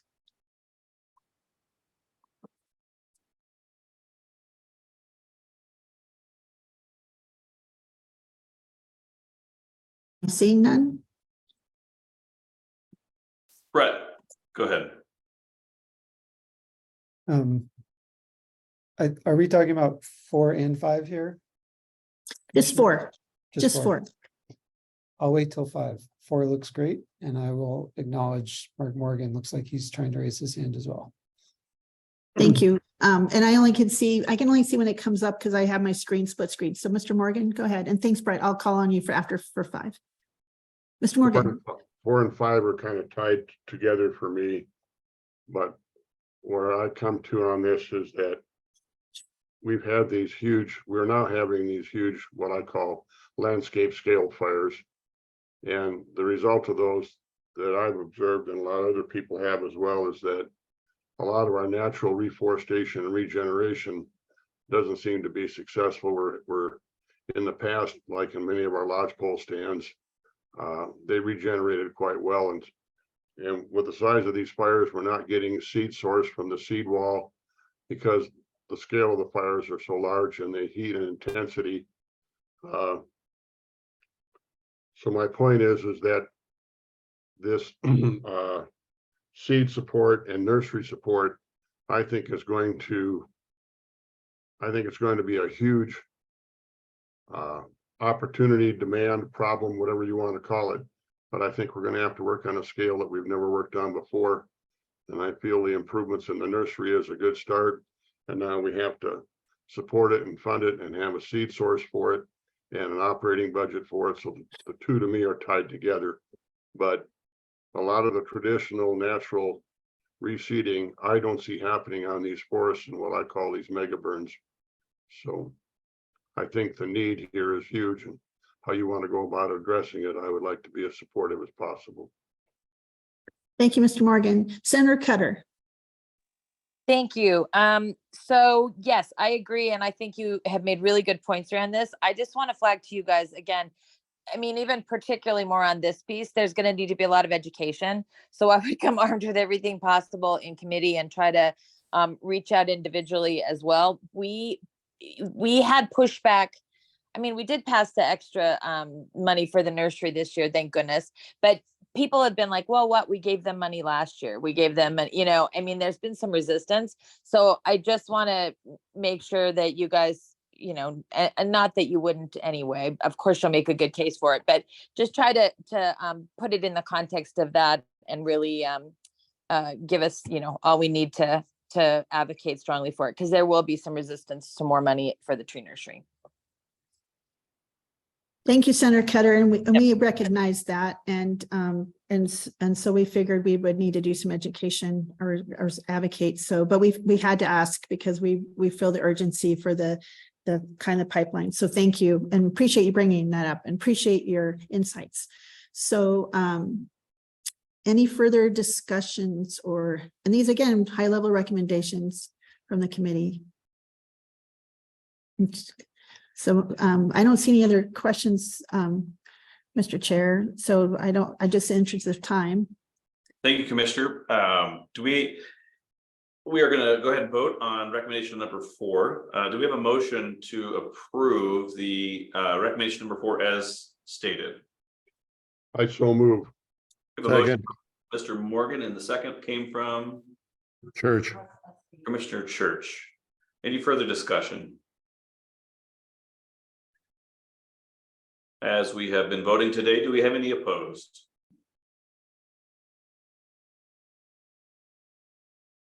Seeing none, this additional recommendation passes unanimously. All right, so it's 10:28. We're going to go ahead and make some agenda adjustments so we can continue this robust and important dialogue around legislative recommendations, acknowledging that is very much core work of this body. We're going to take a 10-minute break till 10:40, and then we'll Whitney Johnson is on from the Gates Family Foundation to talk a little bit about the Mass Timber Initiative, and then we'll we'll come back to the legislative recommendations.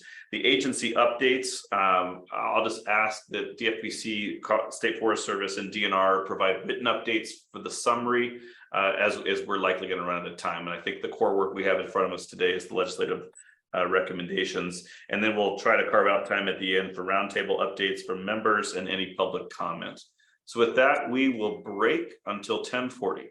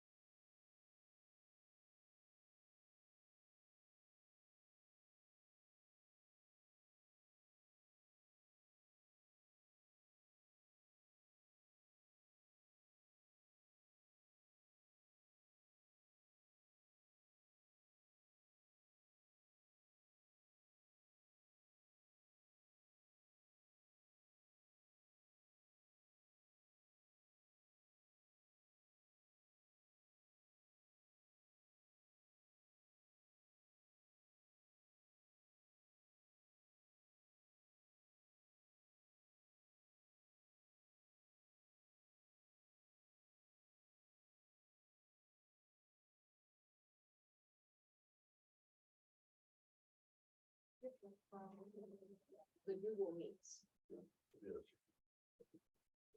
But you don't think you can, I don't have a tool where I can raise my hand. I have to mute and then not mute, but Yeah. you got a little hand raised deal and I don't have one.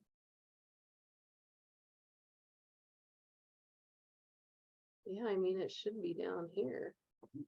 Don't worry if you don't find it. I know, but that's not fun. Oh, hi, I need to talk. That's it. Okay. Yeah, all I can think of is to just hover. What is that? No, I'll get through this one. sorry. I'll get through this one.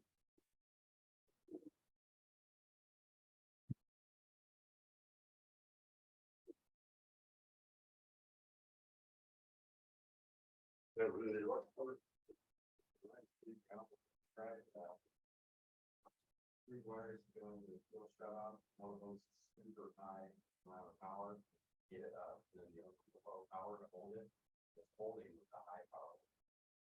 Which from the shut off solenoid on the cell belt.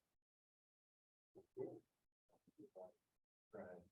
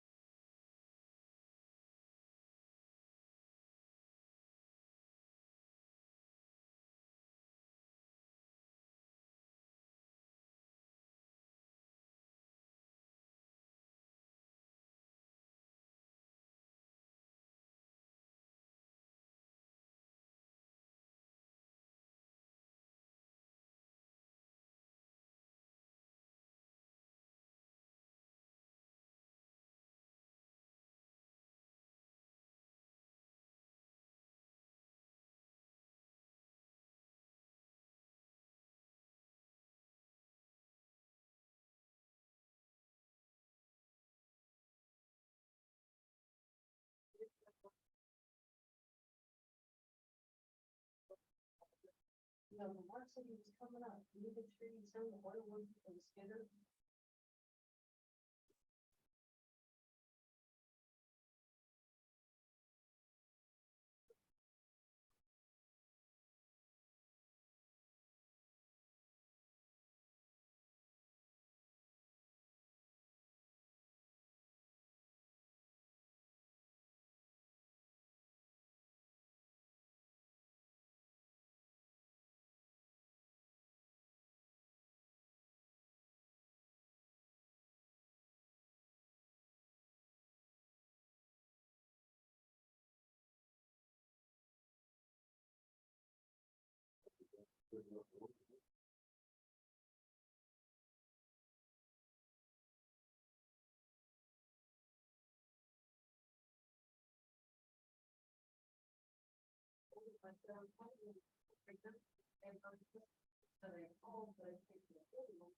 They said, and so there's a chance that they might have found a different route kill because that has already happened this week to me. They said, but it can't very well move on down the list and then get rid of their product and they were ahead, you know, of the other guy. Well, because they told them, I said, there's people that are still on it this week and that want to be there that call. He goes, oh no, that's how we want to use. We wanted your product. We didn't care how long it takes.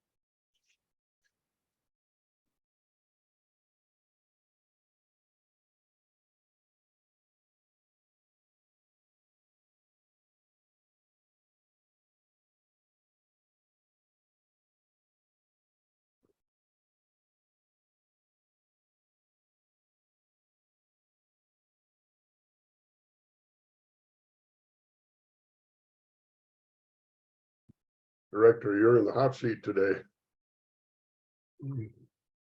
Feeling cool as a cucumber. No, it's an honor to step in for Dan. Alrighty, this is your like 15-second warning here. All right, it's 10:40. So in the interest of time, because we do have some meaty topics to continue to move through, but I did want to honor one of our guests today. You know, on the agenda, I think it was stated that I was going to provide an update on the Gates Family Foundation initiative as it relates to mass timber here in Colorado, but I phoned a friend and we're honored to be joined here today by Whitney Johnson from Gates, who will give us a quick 10-minute overview about some of the exciting things going on around this initiative and potentially provide some ideas on how the Forest Health Advisory Council can participate. Whitney, if you'd like to introduce yourself and your role, and then share any information you'd like here in the next 10 minutes. Okay. Thank you, everybody. And I just want to say thank you to the council and the members for what you're doing. This is my first time attending, but I'm following along all the work you're doing thanks to Katie's notes that she sends out. So it's been great to track what you all are doing. So I just want to say thank you, first of all. So I'm Whitney Johnson. I'm the Senior Program Officer for Natural Resources work at the Gates Family Foundation. And Matt invited me to talk about an initiative that Gates has put some convening power towards, and more recently some funds regarding a newly formed group called the Colorado Mass Timber Coalition. And by the end of this, if you have more creative names, please send them my way. I'm going to start with a little bit of the backstory and the questions we're trying to solve for, and then go through what we've been up to, who's involved, and where we're headed next. And please, if you want to jump in anytime with questions or comments. So to start a little bit about why Gates is in this space. So for those of you who don't know, we're a local place-based foundation funding in Colorado. We have several focus areas, including education, community development, informed communities, capital projects, and natural resources. So we have a foot both in the built environment world through our capital grants program and an affordable housing focus in community development, and then the forest health watershed restoration world through our natural resources work. And Tom, the president of the foundation, and myself started paying attention to and noticing timber buildings getting a lot of attention in the media and actually a lot of these timber buildings going up in Denver and other parts of the state. I think there's at least 60 that have been tracked, but I think there's a lot more in the pipeline. And these buildings, these timber buildings, are made out of something called mass timber. And that's an umbrella term for an engineered wood product that is usually consists of smaller pieces of wood, so small diameter wood that is bound together. That's where the engineered part comes in, to create really strong structural components. So it can take the place of concrete and steel in buildings. It's used in everything from homes to skyscrapers. But these buildings here in Colorado are using wood that's being trucked in 30 hours one way from Canada. And Tom and I have toured a couple of them, and we see these, 18-wheelers come in with these beautiful wood panels. And in the meantime, as you all know, we're in dire need of forest treatments, where often the end result is for us to chip or burn the slash piles and emitting carbon. So our question became, what if we could address Colorado's forest health and wildfire crisis with a new generation of buildings using Colorado fiber, and utilize wood that would otherwise get burned or that has low value, like these small diameter trees, while allowing carbon to be sequestered in these buildings. And one of the interesting things I've learned along the way, because I don't have a big history in the built environment field, is thinking about embodied carbon versus operational carbon and emissions associated with those. And as our buildings get more efficient and our grid decarbonizes, how we build and what we build with is really going to be in the forefront of tackling climate change and emissions. So we started asking questions of people like Matt McCombs and sawmill operators that operate in the state, engineers, architects, urban planners. We probably had over 100 conversations with everybody from local to international folks that are looking at mass timber. Our kind of a next point in our timeline was that McKinsey & Company, which is a global consulting firm, but they have a presence in Denver. They got wind of this project, and pro bono provided us with a team of people to do a deep dive 4-week analysis on supply and demand and trends. And after that 4-week sprint, they called it, we got together a small group of content experts and thought leaders.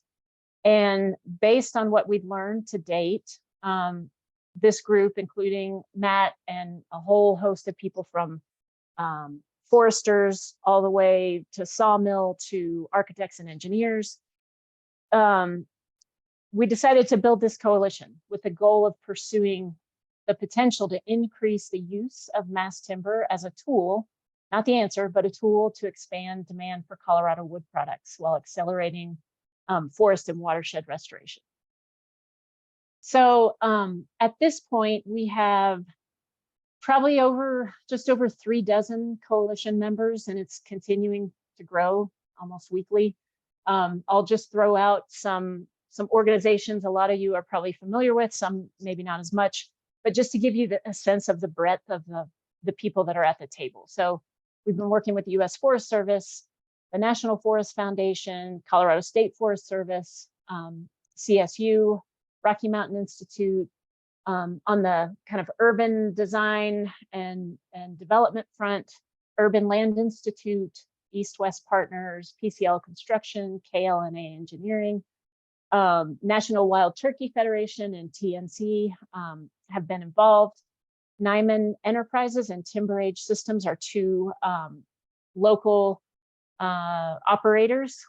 Nyman has a sawmill operation in Montrose, and Timber Age is a really interesting group in Durango that are actually producing mass timber. And where we're going, so we are working right now. This has been we're building it as we're flying it kind of thing. But right now we're trying to operationalize the coalition. Gates Family Foundation is not the logical home for this thing. So we're working with National Forest Foundation and CSU to be co-operators of this initiative. Short term, we've hired somebody to add capacity because so far it's been Tom and I trying to drive this. we're working towards identifying an executive committee and convening a kickoff in September. And I believe Matt sent out an email to everybody, I think, with a draft of our kind of operations and work scope document. And the coalition has identified 5 buckets of work to focus on and to dig into a bit more. One is forest resources. So trying to figure out, can we access these trees? What kind of trees are they? What are they suitable for in terms of mass timber? Demand development, so looking at the developers, architects, engineers, a lot of that is happening organically, and Denver is actually a really kind of a hotspot in the country for these buildings. But could we do more? Could we incentivize? Could we think about policies? Number 3 is workforce, which I've heard come up a couple times on this call. And it's obviously has to be a part of the conversation. Manufacturing and milling, as you all know, Colorado doesn't have a robust forest products industry like the Pacific Northwest or the Southeast. So we're trying to figure out, could it be an option? Could we add on capacity to existing sawmill operators? Do we need to think about a timber age kind of model where it's a very small and regionally focused operation? Or do we think about a big front range facility that has access to, rail and roads? And then the last one, which has also been mentioned a couple times, is affordable housing. And what's interesting about mass timber is that it is it's engineered off site, and then when it comes to a site, it's put together kind of like Legos. So a lot of people are looking to mass timber as a way to do kind of modular housing at a rapid scale. So in addition to Gates Family Foundation convening and kind of providing some energy to bring this coalition together, we went to our board in March and asked our board, kind of presented our case for why this is important and why it might be a tool if we can line everything up. And they agreed to support the efforts for at least a 2-year window of $700,000, so $350 each year for 2 years. Colorado's Office of Economic Development and International Trade has pitched in some money. We just got a U.S. Forest Service Wood Innovation Grant. And the Mighty Arrow Foundation has recently come in as a funder. And we've seen a lot of excitement. There's other coalitions like this that exist in Oregon and Massachusetts and other parts of the country. And a lot of people have just noted that Colorado has been really unique in taking this very holistic approach from the outset with the entire value chain of folks at the table. And I'll just end by saying, there's potential for a real paradigm shift in thinking about cities actually becoming carbon sinks instead of carbon sources. A robust climate smart forest industry that's sequestering carbon and ultimately using timber in a higher value add product so that you're incentivizing investment in forest management. So I'll leave it at that. If anyone has questions, feel free to drop them in the chat, or I'll put my email in the chat and welcome your thoughts and ideas. And I know you guys have a lot more to do today, so I'll just put my contact info in there. Hey, thank you so much, Whitney, for that quick and very exciting presentation. Any questions real quick here? We just really, the intent here was really just to create some awareness and to get folks plugged into a very exciting endeavor.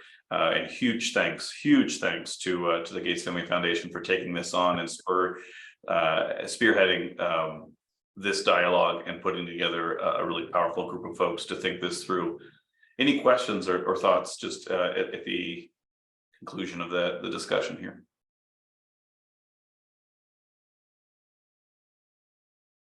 All right, well, Whitney, thanks again for joining us on short notice. And it'd be great to have your contact information in the chat.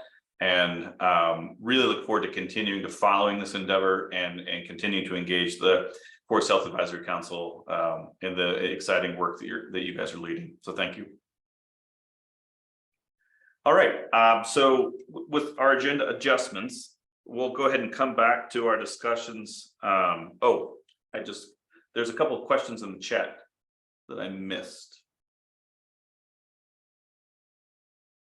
So for one thing, that the reference document did get sent out earlier on the 20th, so look for that. Is the Colorado Timber Industry Association involved? Is from Audrey, and then Ethan asked, does y'all's Wood Innovation Grant include life cycle analysis to see the carbon cost of production versus long-term gains? Do you want me to answer those now? Yeah, or go ahead, just real quick. And okay. Then we'll move on. So Molly Pitts was a part of the coalition from the beginning, and she's recently transitioned. So I don't know if they've hired someone else. I should know that, but I hope that whoever replaces Molly will be involved. And if anyone knows if they've hired and can connect me, that'd be great. And then on the life cycle analysis, our Forest Service grant does not specifically call that out as part of a work scope or kind of end result, but we do have on the committee or on the coalition some experts like Greg Kingsley, if you're familiar with him, who has a whole team carbon. He's an engineer and has done some really great case studies on life cycle analysis. And so he's going to be a part of the executive committee. And I know we'll be able to draw from him and his team. Thank you, Whitney. Mark, you had one more last question. Yeah, just an answer. Colorado Timber Industry Association and an IFA are currently in the process of hiring a replacement for Molly. And we've been interviewing candidates and we're getting close to a decision on that. And when that's done, I'm sure you will have your representative back. Okay, thank you. Thanks, Mark. Thank you again. And we're looking forward to inviting you back and learning more and participating and supporting your endeavors as we go forward. Thank you, everybody. All right. With that, so again, we're going to bounce some of our updates to ensure that we have enough time to continue to move through these legislative and administrative recommendations. And then we'll come back to the agenda as described, should we have some additional time, and give those folks that have prepared those updates an opportunity to speak. We concluded our last vote with recommendation number 4. Commissioner Shagg-McNally, could you take us through recommendation number 5? Yes, and thank you. And thank you, Whitney. I'm really excited to hear this news. So now you all see why we have trouble staying in our meeting time sometimes, because these, just as this discussion, and I apologize for us running late, but these are pretty big concepts. And again, this number 5 and number 4 was all part of this big discussion we had last week. But also we wanted to just say that this is going to hopefully run tangential or parallel to one of the administrative recommendations. So just to kind of let you know, this one also is kind of tied. Hopefully that will be running alongside and parallel as that administrative recommendations going forward. We'll be ready with some resources with number 5. And I just wanted to kind of give that context a little bit as we talk about this. So number 5 is continued again from that discussion about the seed deficit and kind of the reforestation pipeline. And this is the support seed collection and reforestation. This is also workforce capacity and issue need. There are things, positions called seed cleaners and folks that need to manually collect these. It's a very specific work, and the workforce needs for this and the aging workforce is another huge and urgent capacity need and gap. And so this is another workforce development issue. So I wanted the 2 parts of this. Workforce development, create a state seed collection and reforestation course. And then B, create and fund a state program to broadly support seed collection and storage, post-fire reforestation, revegetation project implementation, and monitoring programs. There are limited resources in the state for seed collection and reforestation, and building this capacity is a specific skill set and important to increase the rate of reforestation. Funding for entities are always funding for entities already doing this work is needed along with investments in workforce development. And again, I go back to that we learned about this 70 million seed deficit across the whole country. And these seeds have to be collected at very specific elevations and areas to the region. And we had some really in-depth conversations and presentations by the subject matter experts. So I am not a subject matter expert in this, so I might rely on call a friend if you guys have some technical questions on this. So, and again, this is kind of hopefully going to run parallel to one of our administrative recommendations. So any questions?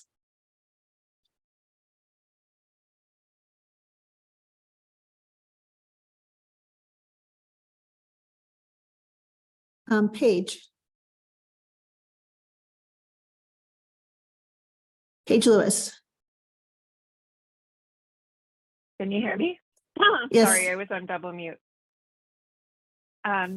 Thanks so much. And unfortunately, I'm going to have to ask a question and then run, but hopefully Rob will be able to continue to participate in the conversation.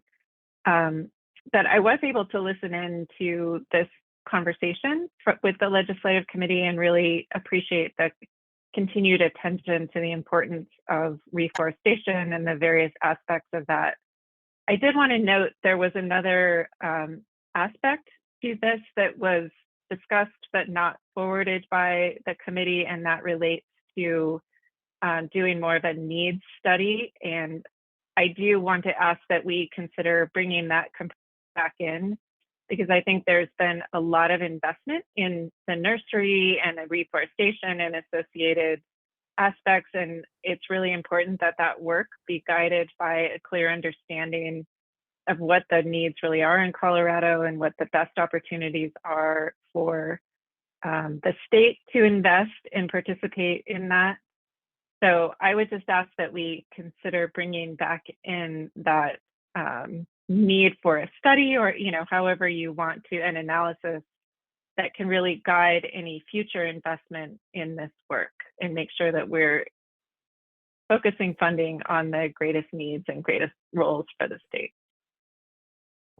Thank you, Paige, and thank you for joining that conversation that we had. And as you know, we really struggled with having limited ourselves to 5 recommendations, and that you're right, this is a really important part of that. And just for the rest of the full council, this is where we had these long meetings and discussions because we had to kind of limit to 5. And we weren't, and I think part of the conversation, and correct me, Kimmy, if I'm wrong, but we were hoping that maybe that parallel administrative recommendation might help look at some of those needs and assessments that I think they're currently doing. And so we were wondering if that needed to be maybe built into one of those kind of part of one of those administrative recommendations. So, but something certainly we can talk about, but maybe that's a question for Director McCombs or them, that maybe one of those administrative recommendations, this might be built into that piece. I didn't know Director McCombs or someone might want to. Yeah, as it relates to, so the core investments in the nursery that were made in the last 2 cycles were transformational, and we're in the active process of trying to leverage those in a potential partnership with our U.S. Forest Service colleagues, acknowledging the president, the chief, the secretaries all talked about the all hands approach to the reforestation effort across the country. And so we see the state of Colorado as a potential epicenter for that effort. And when we think about reforestation, it's not just the nursery and producing seedlings, right? It's establishing a genetically viable seed source that could be stored and utilized over long periods of time, as well as generating that pipeline as it relates to the workforce to ensure that we have the workers that we're going to need to actually put seedlings in the ground, and then do the monitoring to assess efficacy and see where we need to consider on adapting. And so I think that I can just say we are literally in this process. And so if we were to be directed administratively or legislatively to do so and to provide a report on what that pipeline looks like, that's certainly something that we would be happy to provide, because it's something we're going to do regardless. And if we get to some CSFS updates, I'll talk a little bit about the conversations we're having as a consortium of states across the Southwest, and how we could potentially work together. But I think that's a very natural next step, is to, as we invest those resources and continue to try to leverage them with our federal partners that have already been allocated, taking a deep dive in partnership with our friends at CFRI and TNC and elsewhere into what the totality of that pipeline looks like for reforestation is a natural next step. It's something that we could be supportive of, and it's an activity we're going to conduct sort of regardless. Thank you, Director McCombs. I hope that helped, Paige. So we'll go on to Brett. And Brett, thank you for you and your team for all the expertise you have provided to the Legislative Committee. Yeah, I will pass that on to my team, because that is mostly 99.9% my team and not actually me, but thank you. Yeah, and I have talked with folks, Maren Chambers, Camille Stevens-Ruman, and other folks on my team about this in preparation for today. I think it's a great recommendation. Support it. I think it's tricky when you're proposing sort of legislation. Sometimes it's easier to do small bite-sized things rather than large things. And so trust the legislators to make the sausage in the legislation in the way that they do. And just thinking about that, I think my recommendation and support for some changes to this is the language is very broad of seed collection. And I think what the committee has discussed and what the need is an acute need for tree seeds.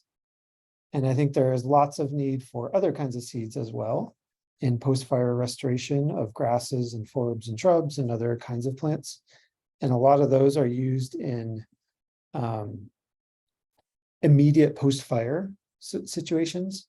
I think the intent of this is specifically on tree seeds and really focused on the long-term needs and reforestation and revegetation. I think that's a distinction that I don't know if we want to put tree in there or not, because that could kind of limit us.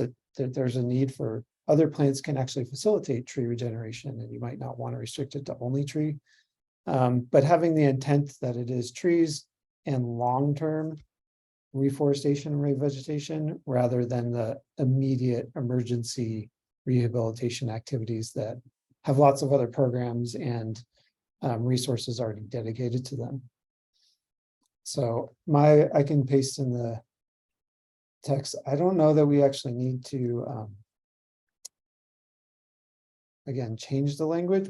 I would support tree, but maybe adding this sentence into the context afterwards to make sure the intent of the legislation is clear, particularly conifer seeds throughout the Southern Rockies and Southwest USA. So like, that's what we want to do. As far as the needs study, I agree that is a need. And as Director McComb said, he's been a great leader in trying to do that, as well as CFRI and TNC and many other partners. It's not going to be completely covered, and it's a separate issue than the administrative recommendation from the Leveraging Resources Committee, but I think it's along the same lines of long-term planning in that forest resilience planning guide that committee has been talking about, of pre, during, and after fire, as opposed to the short-term planning. So thank you for work on it.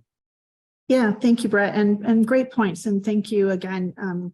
And again, you and your team have been invaluable for our discussions and presentations, and I can't thank you enough. So I believe I saw another hand up. Did I miss somebody? That was my hand, but I added my comment in the chat. Thank you. Oh, well, let's read it out for,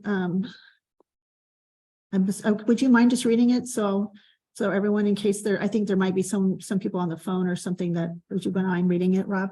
Okay, sure. Yeah, thank you. Just voicing support as well for the needs assessment and some of the ideas that have already been expressed. And for me, it gets back to Senator Cutter's point earlier about making the case for funding. And I do feel like by pointing out the gaps, the needs relative to what we currently have would be an important point to make as it relates to the argument for funding. And then also just the general need, I think, to a point that Ethan made earlier about climate adaptation and thinking about how we do seed collection in the context of future climate and bringing that into a seed collection approach. Excellent point. And again, I'll say this was something that we really struggled with as a committee to not put in together. We were trying to figure out how we could morph all those great ideas and that need study into one bill. And I don't think the committee would be opposed if we wanted to try to add a C there. If we need to add that, I think that would be a great point. Again, now you understand why our meetings have been going over, because we were just trying to figure out how can we do all of this with 5 recommendations. So I think certainly that it sounds like there's some comments on that to add that. And I'm not sure. Okay, I see Angela's doing that. So as everyone can kind of read that online. Thank you, Angela. So I see Katie's hand is up now. Yeah, I was just gonna say, from my understanding from the committee meetings, and people can correct me if I'm not interpreting this correctly, but it seemed like the reason we dropped that was partially because there wasn't like a clear need, and it felt like it was just like, oh, more studies for the sake of studies. Why are we doing this? But I think with this expanded expertise that we have today, that's definitely expanded my understanding of why a study might be necessary. So I think it might be worth reconsidering now that we have a more clear purpose of what those studies would actually be for. Thanks, Katie. Yeah, there was some concern about just having studies to do more studies. But I think, I think Paige was at that meeting last week and kind of expressed some of those too. And again, we were trying to take all those great recommendations and work from Director McCombs and his team and others to kind of help us. We knew we had this need for workforce development and to address this gap and this urgent need and this long-term need, but how did we bring that into kind of a legislative concept, because there were so many pieces to it. So as you can see, you're feeling our discussion dilemmas and how there's so much work to do. And so this was a really important thing that had risen up from our discussions and from our last Forest Health Council. So thank you all for the great discussion. So I see some changes now. Is there any further questions or comments? Director McCombs, I think sounds like we're maybe ready. Yeah, Mr. Morgan's got his hand up, and then we'll move towards Mr. Morgan, I'm sorry, I can't sometimes see you because there's a lot of people on screen, right. and I apologize. My only comment there was, I got the feeling on that point that we didn't want the implementation of a study to slow down the beginning of the process of filling this need. It's not anti-study, or that was not my intent. It was a case of see how much of this work was already getting done, and also to my feelings were to try to jumpstart this, and that we didn't want to hold back on this while we were doing a study. We didn't want the study to interrupt the beginnings of achieving this. So at least that was my point of view. Thank you, Mr. Morgan, and you are correct. Again, I'll just emphasize the urgency of the committee. We felt this need was urgent, and we didn't, you're correct, Mr. Morgan, we wanted to just get, things happening and action and that's when I talked about the parallel work between some of those administrative direction and this actually getting a bill, because a bill, it takes time and we would have to wait till next year, and we wanted to have the resources or the program ready for when the assessments were done. And I think Ethan had asked if we could add and success to the rate of reforestation in that. And I think that's a great And well, there it is. Okay. Just want to make sure because I saw he put that in there. Thank you. So I want to, because I saw that just now and I want to make sure he had, make sure that was done. Okay. No, great point. And again, it sounds like this is a need currently, but also needs to be further studied as for the long-term sustainability and the extent of the need. So any other discussions or questions? Got Brett. I just say I support what Mark Morgan was saying, that I fully support the need for a study. And once you fund a forest restoration seed collection corps, you will quickly find that there's maybe 5 people or less that have really deep knowledge of where to actually collect seeds. So we know some of the barriers already, but just getting it kickstarted, I think will illuminate some of that and we'll get a study rolling sooner than later without raising hackles of legislators about funding a study for the sake of a study. So it's kind of, I fully support a study. We need to do a long-term plan. How the legislation gets written and a recommendation is to get there, I think is something that I would trust the people more familiar with writing legislation to advise us.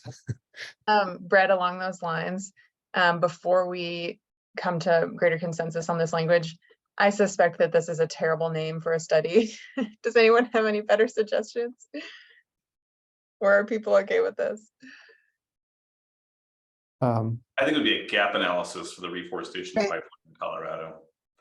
We got 10.5 to revitalize the nursery. We're trying to leverage that with our federal partners. We know that a comprehensive reforestation program, we have fantastic capacity, by the way, especially at CFRI with Marin and some of the work that she's doing and others.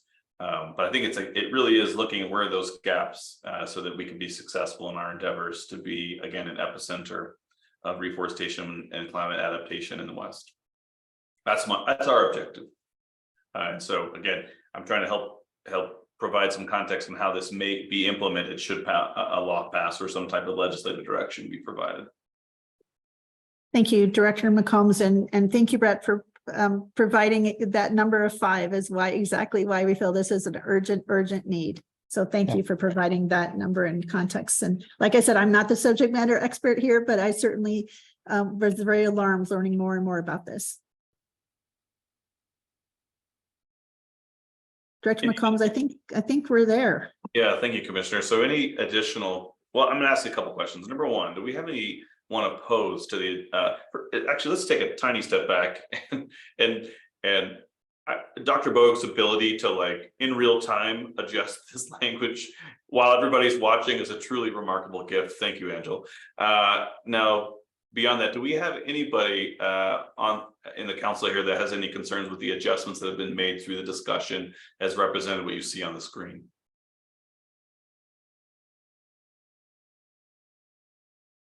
Okay, hearing none. Oh, go ahead, Brett. I was trying to let other people talk before I just talked the whole time.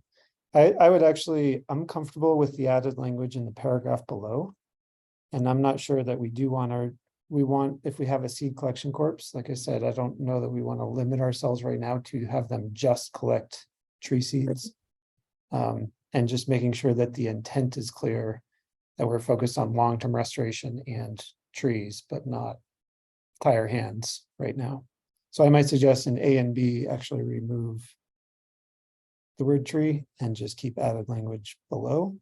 But again, that's like fine-tuning legislative language that I would trust other people to suggest as well.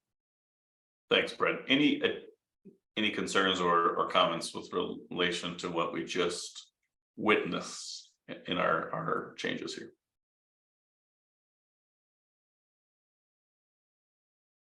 All right, hearing none, we'll go ahead and vote on recommendation number 5. Do we have a motion to adopt recommendation number 5 as amended, as changed through our discussion? I make that motion. That motion was made by Ethan. Do we have a second? I'll second it. Thank you, Commissioner. We have a second. Do we have any further discussion or questions? Okay, using our voting process, our online voting process, do we have anyone opposed?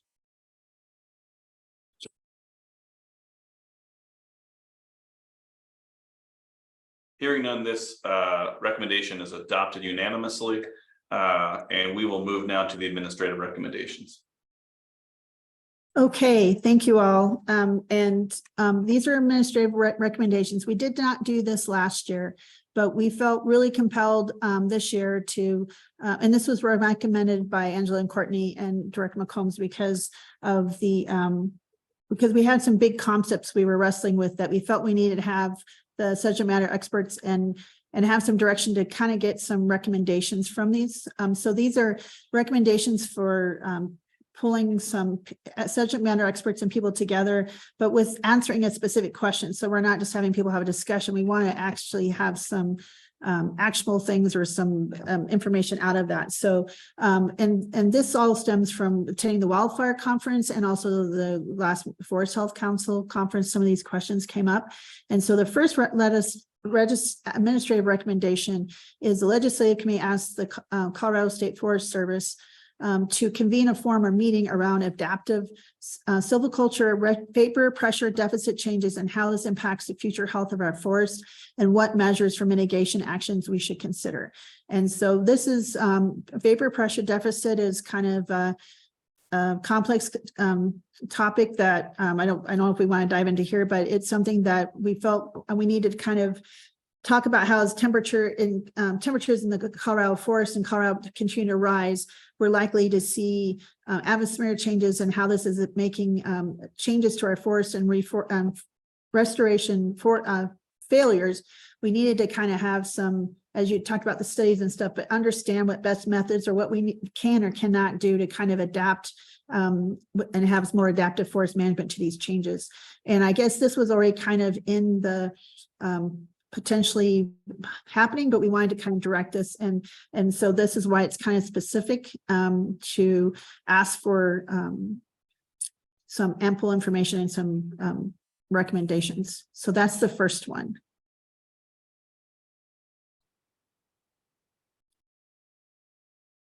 And committee, I was trying to remember, did we put a timeline on this one for a year or 6 months? I was trying to remember, is that in the other two? I think that's the other two. Yeah, okay, thank you. Any questions?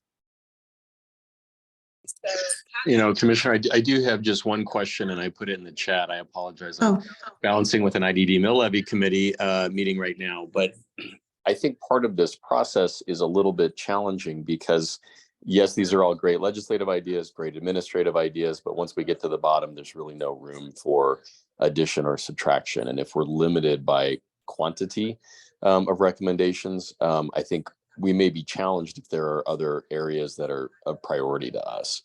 And one of the issues I put in the chat was around controlled or prescribed burns and ensuring that we are being very thoughtful around how we mitigate for potential wildfire danger. We know best management practices in forest health often address that issue. So just hoping we can, I know now may not be the time to talk about that particular concept, but want to get to some additions to some of these recommendations when there's an opportunity. Thanks for those comments. And that actually is part of what you've talked about is in the next administrative recommendation. I think we wanted to stay kind of high level, but we still wanted to have some conversation on the vapor pressure deficit. So that I think some of your questions and concerns might be maybe addressed in the next administrative recommendation. Wonderful. Thank you, Commissioner. Thank you. And this, of course, will be reported to the full council and to the legislative committee. And also, I believe we talked about that at these meetings that the council and members would be welcome to come in and listen. I don't know if we participate, but we'd be open and allowed to come in and listen and learn as they're having these conversations. And see Director McCombs nodding his head. Yeah, we're happy that the Ledge Council, or excuse me, Ledge Committee was intent on being instructional as it relates to our ability to convene and to continue to amplify the dialogue around these tough issues and these tough topics and grow not just the awareness of the council and invested stakeholders, but grow awareness for the larger communities here in Colorado about what it is that we're facing down and what opportunities we have to move in real time to address those issues. And so one of the most effective things that we can do, what I can do as a state forester, is to convene conversations and to have information sharing and learning occur. And of course, we will do that in robust partnership and alignment with a variety of other highly skilled and high knowledge partners should this recommendation move forward. Thank you, Director McCombs. Doesn't see any questions, so I'm hoping we can move on in the interest of time because we've got a couple more. Any questions or comments? And just to be clear, Angela, we do need to vote on all administrative recommendations as well. I believe so. It's not technically in our bylaws at all, but I would highly recommend, just for the record. And again, you could vote on them as a package or individually. How about in the interest of time, I don't know, Director McCombs, since there's really not, how about we move on to the next one and maybe we can bundle those all up? Just, is that okay, or what do you? Yeah, I think that there will be limited, potentially limited kickback. So I think we'll move forward as a package. So let's move to number 2 and then we'll vote as a package, unless I hear anyone in the chat object. Great, thank you.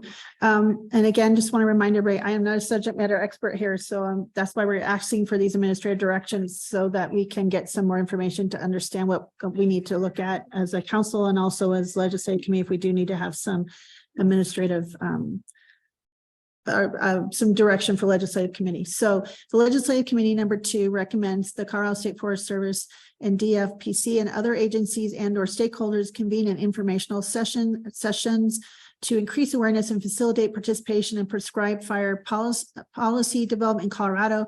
In particular, we wanted to emphasize tribal voices and perspectives shall be included to raise awareness of historical tribal cultural practices and expertise in prescribed fire. Core issues to be addressed should include liability, spoke management, resource capacity, and the agencies have 12 months from the Full Forest Health Council approval to convene. And so this also want to thank Councilmember White Skunk for his insights and his expertise here. And these again, we just thought we put a time limit on because we figured we had some folks who had expressed kind of the urgencies too, especially with some of the groups doing mitigation work are having trouble with liability insurance and capacity. And so we thought time was of the essence with this as well. And committee, let me know if you feel like there's something else we need to add to that explanation. Any questions? Katie, go ahead.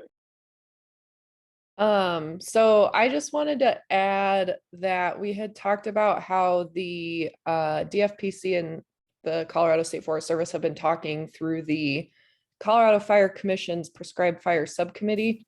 And I know Director McCombs had expressed some concern that DFPC and CSFS are already working on some sort of like statewide goal setting and norm setting, I guess. I'm probably not describing it the best way, but I was curious if either Director McCombs or Director Morgan, or if anyone else on that subcommittee have any thoughts about whether this is a separate thing that we should move forward with, because I agree that every topic in here is super important, or if we're bordering on toe stepping or duplicating work. I'd like to defer to Director Morgan. What do you think, Mike? I thought you'd probably do that, Matt. Thanks. I'm going to defer to Vaughn here too on this, because I guess because this work is ongoing, as you brought up, Katie. Thank you for bringing that up. And we've had a lot of folks from a lot of groups working on it. And of course, I think a lot of it, of course, the number one recommendation from the group that has been working on it is to develop a strategy on how we do that. And so we have worked together to put what I will call a draft issues brief on what the strategy on focus and priorities and kind of how do you eat this elephant one bite at a time, because this is a very, very complex and complicated thing. When you really look at land ownership and influence over different things, this is also something that the Federal Fire Commission is wrestling with very much as well. So I think, I guess in the grand scheme of things, I don't have any heartache with this staying in there. I think, of course, there is already a joint committee working with Forest Health, with Colorado Fire Commission, and working towards some of these things and building that strategy. And actually, I need to follow up a little bit with Director Klein, because I think we've identified some money where we can actually bring somebody in to do some of this consulting work, if you will, to help us develop this strategy going forward. So I'm going to pause there. And Vaughn, do you want to chime in? And Matt, you're obviously very, I would say CSFS and DFPC are joined at the hip at this, that we are very committed to. And I guess I will say it, prescribed fire is something that we are working towards, but we have a lot of piles and other things that are part of that strategy, the work that has to be done to dispose of the materials and the piles that we're already putting on the forest floor. So Vaughn, do you want to chime in on that? I think Mikey covered it pretty well. And I'd be glad to talk a little bit more detail on the strategy. I guess, Matt, the main thing for me is, not to sake of time and the rest of the agenda. Do you want me to give a quick 1-2 minute elevator speech on the strategy? I think that'd be helpful, Vaughn, within the context of this recommendation. Okay, great, thanks. Yeah, so like I think several of you know, we've kind of taken members of this group, the Fire Commission Subcommittee, trying to get those folks together, leverage that what they're working towards. And so what we were asked was to provide somewhat of a strategy from a state agency perspective related to prescribed fire. So like Director Morgan said, and I'm not telling you anything a lot of folks don't know on here. The prescribed fire issue is complex.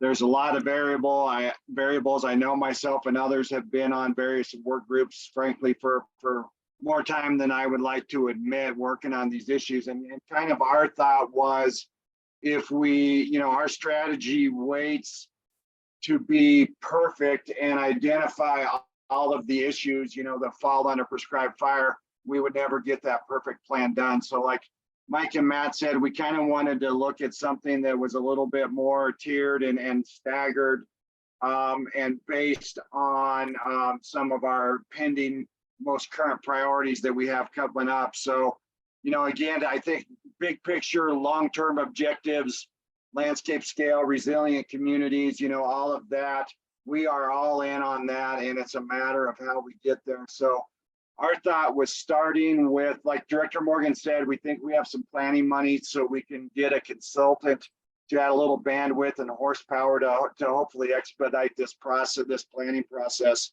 But with, looking at the funding, kind of historic to date, at least anyway, funding coming down from the Bipartisan Infrastructure Act, the IRL, all of that, we are going to be having a lot of piles generated pretty soon. So we would focus on, trying to figure out what that workload, that pending activity is going to look like, current resources, and then ability to work together in the short term to address whether it's slash burning, air curtain burning, whatever it is in the short term. Focus that initially as part of this strategy and the plan.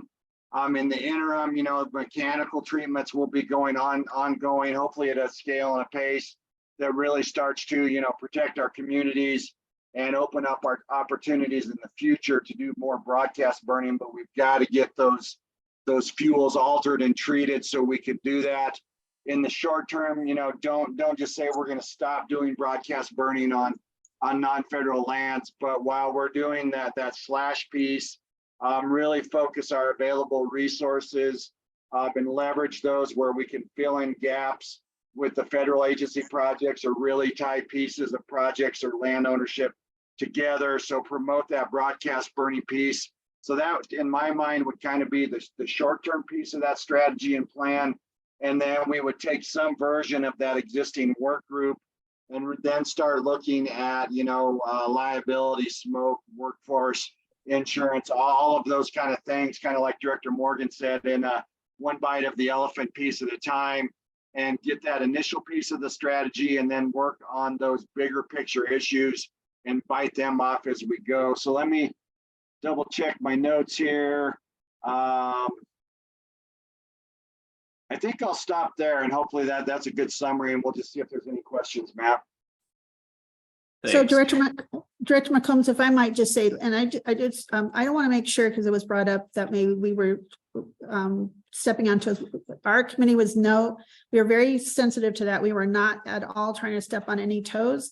If anything, if you see that statement below, the Forest Health Council, we just had that added, but just like to show its support for collaborative and expeditious movement towards with the work that's already being done. We thought maybe through a Forest Health Council lens, this would add another voice or strong show of support to the urgency and the needs for all this work that you're already doing. And I'm on one of those subcommittees, and so I am very grateful for all the work that's being done. And I think, and we just wanted to make sure if there was some sessions to kind of increase awareness as well, and help educate the partners in the community to help educate as this process is going on, so folks can understand kind of the work that's being done. So that's kind of just those two pieces I wanted to point out.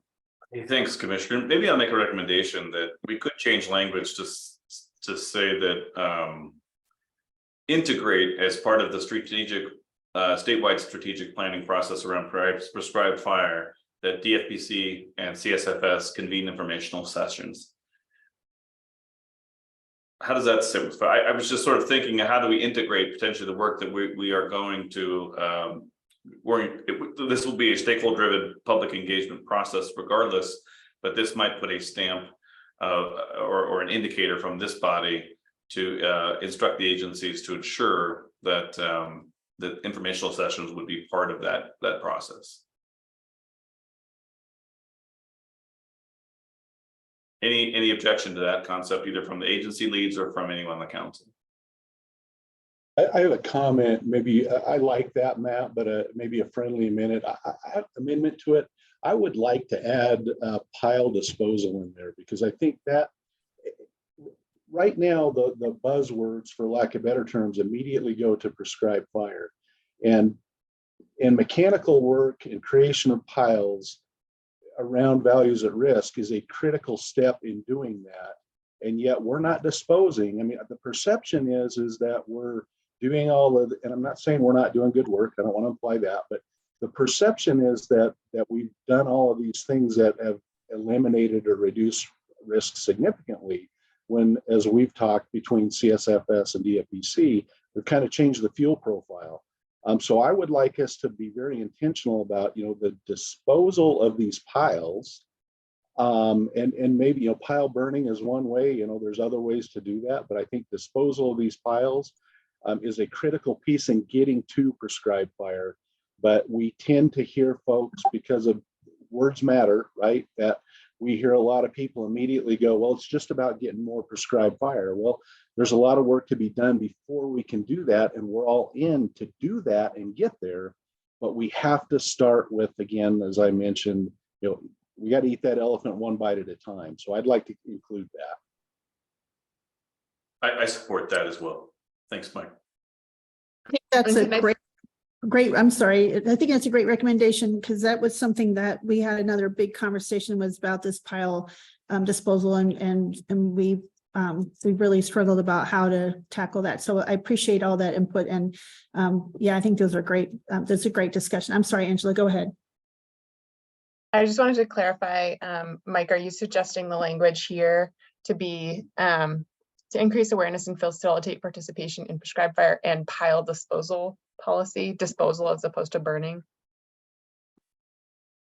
I think you should. I think, again, Angela, and I'm happy to work with you offline for the sake of time, but I think it's okay to keep fire in there, but I just want to be very intentional with our words, because I think as people interpret what we say, if we just immediately say prescribed fire, I think we're bypassing the first steps that have to be done. So I think fire can be in there, prescribed fire can be in there, pile disposal, including pile burning, should be a part of the strategy, if you will, of what we're going to do. That makes sense. But would you rather this word specifically here be disposal or burning? I think where you've got prescribed fire and pile disposal, I think I can live with that. And Matt, Vaughn, if you have some amendment you want to make, let me know. Thanks. You could just say in particular, slash disposal through pile burning, because I think, just for context, I mean, this is really important and we'll move on. I apologize, but the key here is that, you know, we are going to generate an enormous amount of fiber that's going to need disposal, and the most effective tool in many regards is our ability to burn. But in low and no snow, slash disposal using pile burning, it's no joke, right? It's not just a thing we go out with a couple drip torches. You know, it's a highly complex and resource intensive action, and we believe in our conversations that this is a great place to start, and that as we can continue to be successful in higher risk implementation of slash disposal using fire, that's going to inform and actually unlock in many regards larger public support and awareness of our larger intentions around broadcast and returning fire to its natural role, living with wildland fire as it relates to the cohesive strategy. So we're being very intentional about, you know, if we can burn those high profile piles you see on I-70 in Summit County, we can burn, you know, we can do some of those other really technical burns in the long run, but it's really growing that capacity, that awareness, that continuity as it relates to both the applicator and the community that's being, you know, that's participating. Those are big barriers in the collaborative space, in the forest health space, in the places where people are stakeholders in those discussions. Our comfort level are much higher than the average member of the public, because if you get a notice that a prescribed fire is going to occur in your community, you're going to Google that, and the first thing that's going to come up is it's Herman's Peak, Cow-Calf, and the small escape we had in Uray County, and those are significant social barriers. So starting small and starting with the disposal slash disposal demands that are already in front of us is between Director Morgan and myself, think is a fantastic place for us to start moving towards a living with wildland fire, fire adapted ecosystem, and fire adapted community future. And so I just wanted to be clear about that's the context in which we're operating from my perspective, and certainly Mike could help clarify if need be. But it's really starting at this point of action with the demands and the needs that are absolutely, literally right in front of us right now. Does that make sense? Any follow-ups there?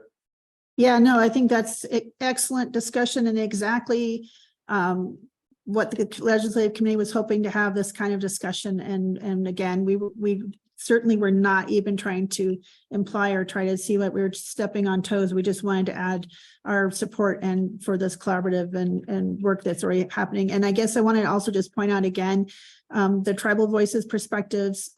We just really wanted to include, you know, Council Member Whiteskunk's perspective and the tribes, you know, perspectives in this as well. So just wanted to make sure that was kind of something important for the legislative committee. Awesome. So any additional questions or comments on this, and then we'll move to number 3. Yes. Go ahead, Mark. Just one, I think I agree very much with what you and Director Morgan are saying.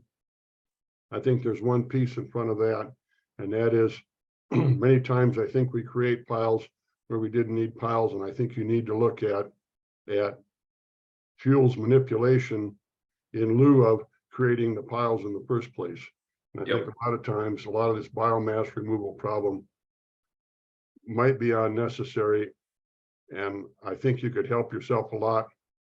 Other than that, I agree very much with you guys, looking one piece at a time, what's right in front of you. The easy way to deal with piles is don't make them. It's a great point, Mark, and you made that in our discussion, and that's a core component about where is slash pile establishment appropriate, and where are there secondary markets or other manipulations or activities that we can do to minimize the need for pile burning in total. So I can commit that'll be captured in any type of analysis or strategy development that will be developed, because that's conversations come up in our fire commission meetings as elsewhere. Any other final comments on this topic, or any additions or subtractions? I think Rob's got his hand up. Rob does. Yeah. Yeah, just a real quick note. Thank you so much for this discussion, really important one. And from what I gather and from Vaughn's description of the process in total and kind of the second phase as he described of the longer term view, it sounds like that stage in particular would be broad in scope to include beyond the state agencies, actors like non-governmental organizations, others kind of working in this space. Just wanted to confirm, I guess, and give a thumbs up for sort of that broader statewide discussion being included there. I'm happy to chime in. Certainly, Rob. Oh, sorry, Vaughn, go ahead. Gave you the overview speech, but yeah, that stakeholder piece is in there.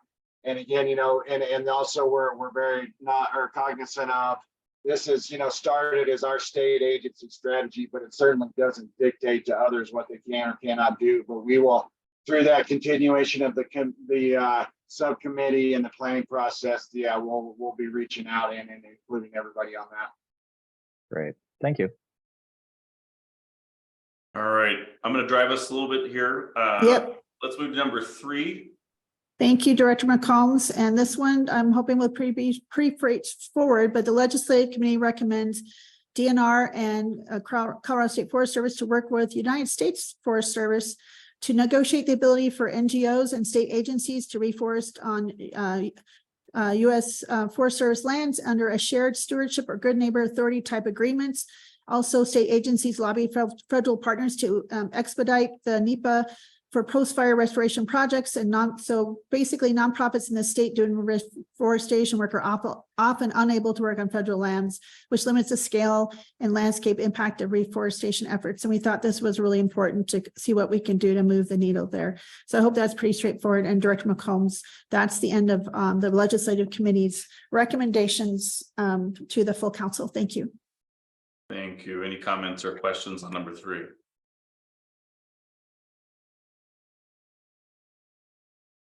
And that came straight from some of our NGO partners operating in this space in post-fire recovery as it relates to the 2020 fires. Alrighty, hearing none, let's move to Committee on Leveraging Resources Administrative Recommendation number 1. All right. Director did we need to vote on those recommendations as a group? I was going to advocate that we take all of them together and vote. Okay, all right, I apologize. Excuse me, Amy, sorry about that. Yeah, no, I think that makes sense. We can loop all the administrative ones together. But I will talk about the recommendation from the Leveraging Resources Committee to create a Colorado Forest Resilience Planning Guide. And the concept was really born from thinking through the post-fire playbook and how advantageous that's been for communities, and to expand that concept to a planning guide that recognizes a wide spectrum of values that forests provide, social, economic, ecological values, and also takes an approach from a forest health and resilience perspective, given the charge of this council beyond just looking at fire, that recognizes all cycles from pre-fire to when communities are experiencing fire and when they're experiencing post-fire impacts. And so the purpose of the planning guide really aligns with the committee's mission to look at how do we better position our communities to leverage resources. So it's to assist with positioning all areas and communities in Colorado to better leverage resources, knowledge share, and be competitive at receiving funding that supports their needs to achieve effective forest health management and resiliency. And really a goal to offer up a planning guide that's a starting point for how communities can access all of the tools that they need, whether these are science-based modeling tools, whether it's existing resources for technical capacity, whether it's financial resources, to improve their existing planning and ultimately to sustain resilient forests across Colorado. So really the intent of this planning guide is to blend lessons learned from communities that have really been successful in moving these efforts forward, but also really looking at the research theories related to collaborative stages of readiness. So really taking the planning guide of communities don't always need to start at step 1. They may be further along in their efforts and they can go to page 6 of this planning guide and identify the resources that are available to the goals and needs of the community. So it really starts with these 4 collaborative stages of readiness of, the first step is working with the community and partners to catalyze around a shared vision, then translating that vision into strategy, translating that strategy into action, and then scaling out that impact and sustaining. And really thinking with the intention that there are different resources and technical capacity opportunities that exist for each of those stages. So this has been a heavy topic of discussion for the Leveraging Resources Committee. We have a pretty detailed, about 10-page outline that we would then pass on to a consultant working with the expertise at the Colorado State Forest Service and DNR, and also really lending itself to the expertise across the Forest Health Council, because this group, as we've discussed over the many hours here, has a lot of great feedback to offer. And so the intention here is that the Forest Health Council would create this planning guide with existing resources within the Colorado State Forest Service to work with a consultant to get this across the finish line.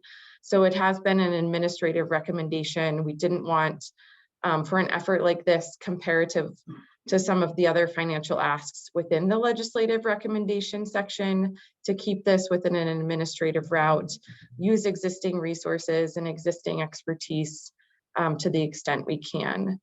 But I know we're coming close to the end of time, so I wanted to walk through this pretty quickly, but also open it up to some of the other Leveraging Resources Committee members to add any of the background I might have missed. Any additional context or comments? Any questions?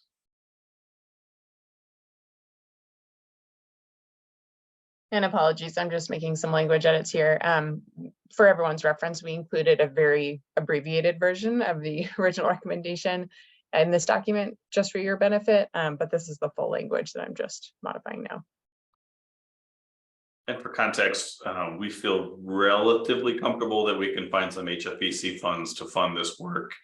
Luckily, neither Kristen or Diana on the call to kick me in the shins, but we'll absolutely do our best to leverage the existing resources to fund should this recommendation move forward.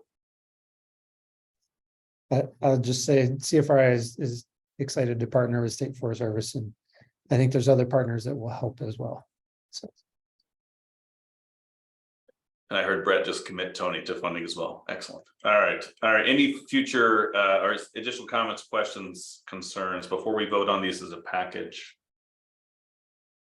I want to leave 10 minutes for public comment. So hearing none, I would like to entertain a motion to approve all recommendations as amended through our conversation for consideration by the agencies named in the recommendations themselves. I'll make that motion. Thank you, Commissioner Shadegg. Now do I have a second? I'll second, Amy. Second, Amy Moore. Thank you very much. Any future further discussion?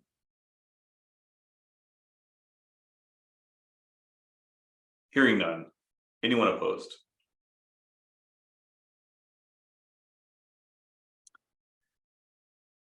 All recommendations are approved unanimously. Thank you so much for all the hard work of both subcommittees. Thank you so much for all your participation, hard work as it relates to the recommendations that were just advanced. I'm really looking forward to seeing how these matriculate through the system and through the process, and very excited to continue to support this body's work. At this time, do we have any members of the actually, just before we get to members of the public, I just want to acknowledge that I would ask that the CSFS, Division of Fire Prevention Control, and the DNR, as well as all council members, if you had roundtable updates you intended to provide today, but we're not allowed to do so because of a lack of time, will you please submit those in writing? And then Courtney, if you could just put in the chat kind of what a deadline would be for you to be able to get those into the summary, and we'll use the summary as the mechanism to provide those updates. Any concerns with that? All right, thank you for your flexibility today. Any members of the public that joined us that would like to provide comment at this time?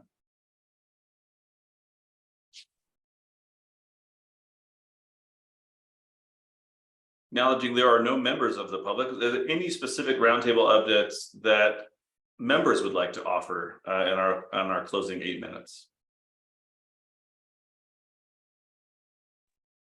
Katie, I think you should share what you put in the chat. Awesome. Yeah, I wasn't sure if there was going to be time. I just wanted to invite everyone to check out and consider attending the Colorado Forest Collaborative Summit. This is an event hosted by the Colorado Forest Collaborative Network, which I coordinate. And it's really geared toward the place-based forest collaboratives all across Colorado, but we're also trying to get as many leadership voices and partners there as we can. And I think a lot of people in this group would be interested in networking with local collaboratives who they might need to be connected with, and also other people who are going to be there. So I put a link in the chat that has our agenda, and that can kind of give you an idea of who will be there. It's totally free. So as long as you can get yourself to Salida, you'll get lunch and happy hour and all that good stuff. So several people in this group are already attending. So I look forward to meeting you in person there. Thank you, Katie. Any other members have updates in our closing minutes that they'd like to share? Commissioner, go ahead. Shadicking now. Oh, you're muted. I'm trying to do a lot for those of you in the Larimer County or Northern Colorado region, or everyone's welcome. I want to thank Director McCombs for joining us, but Commissioner Ashley Stoltzman, who was the mayor during the Marshall Fire, our Larimer County Office Emergency Manager, Lori Hodges, who sits also on the National FEMA Advisory Council, myself, are doing a panel on August 2nd here in Fort Collins at the, actually I'm in Loveland right now, but in Fort Collins at the Administrative Services Building on 200 West Oak. And we have also a featured panel of all of the collaborative groups from the Coalition of the Powder Watershed, the Fire Sheds, all these groups. There will be another panel, and then we have some of the neighborhoods from the Glacier View fire ambassadors who are coming to talk, and some folks from Glen Haven. It should be a pretty good conversation.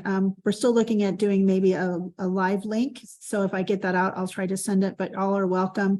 It starts at 5:30. And again, thanks to Director McCombs and others for joining me, and they'll be sharing some stories, and we'll be talking about, you know, current strategies and things. So, and really appreciate the engagement today from everyone. I'm just so humbled and grateful to be a part of this group and the work that everyone's doing. I just think you're all amazing, and I just thought we had just amazing discussions today. So thank you. Hear, hear. Thank you so much, Commissioner. Senator Cutter. Thank you so much. I just will quickly add my agreement to all of that. I'm so impressed with all the hard work, and I really appreciate the work of the Legislative Committee. Under Commissioner Shattuck McNally's guidance and all of your work, it really does inform what we do. And all of you, I talk to many of you frequently, and I just want you to know how much it matters and how much I rely on your guidance as I work on the committee and help shape legislation. So thank you for the excellent work and collaboration. And thank you, Senator Cutter, for your commitment and fluency in these issues. It's wonderful to have elected leaders like yourself that speak the language. Dr. Bowe. Thanks. Just a couple quick updates to round us out here. So what you decided on today, we'll integrate that into a draft annual report. And then we will have to work very quickly, probably next week, to send out a doodle to have a very short meeting to approve that annual report.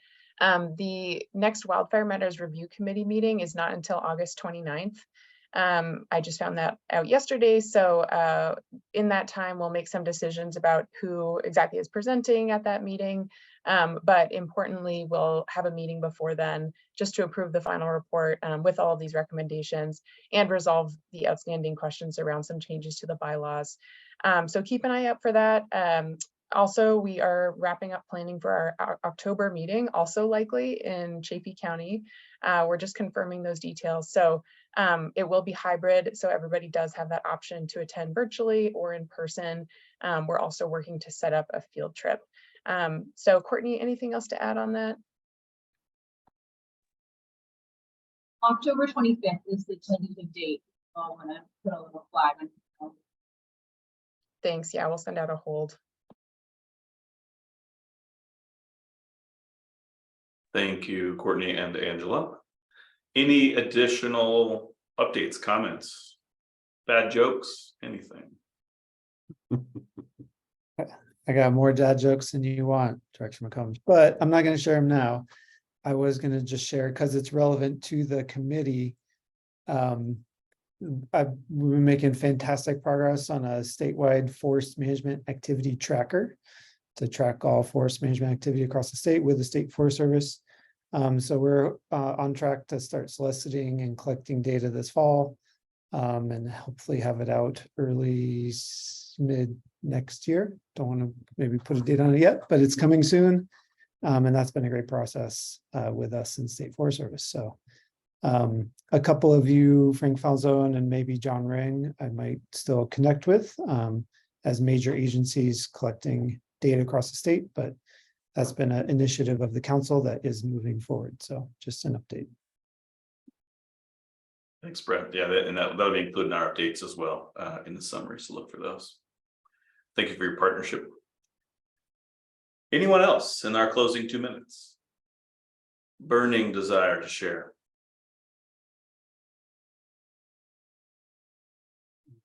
Well, in conclusion, I just want to thank everyone for your participation today. I was an honor to sit in and share for Director Gibbs while he's on vacation. He'll likely be back in our next meeting. I want to thank in particular Angela and Courtney and other staff that have supported the efforts over the last year in order to get us to where we are today. None of this happens without fantastic staff work behind the scenes, and we have a fantastic team between all of the different agencies that have purchased in these issues. And I hope that everyone enjoys the rest of your week. It is dry out there, and we are bursting some fires. My phone blew up yesterday because a lot of people still think I'm the district ranger in Gunnison. And so just be aware and continue to encourage your neighbors, your friends, your stakeholder groups about getting prepared and living wildfire ready in Colorado. Thank you. I'd like a motion to adjourn. So moved. Second, please. Second then. We have a first and second. This meeting is adjourned. Thank you everyone for your participation. Look for that doodle poll so we can get back together, and I hope to see you soon.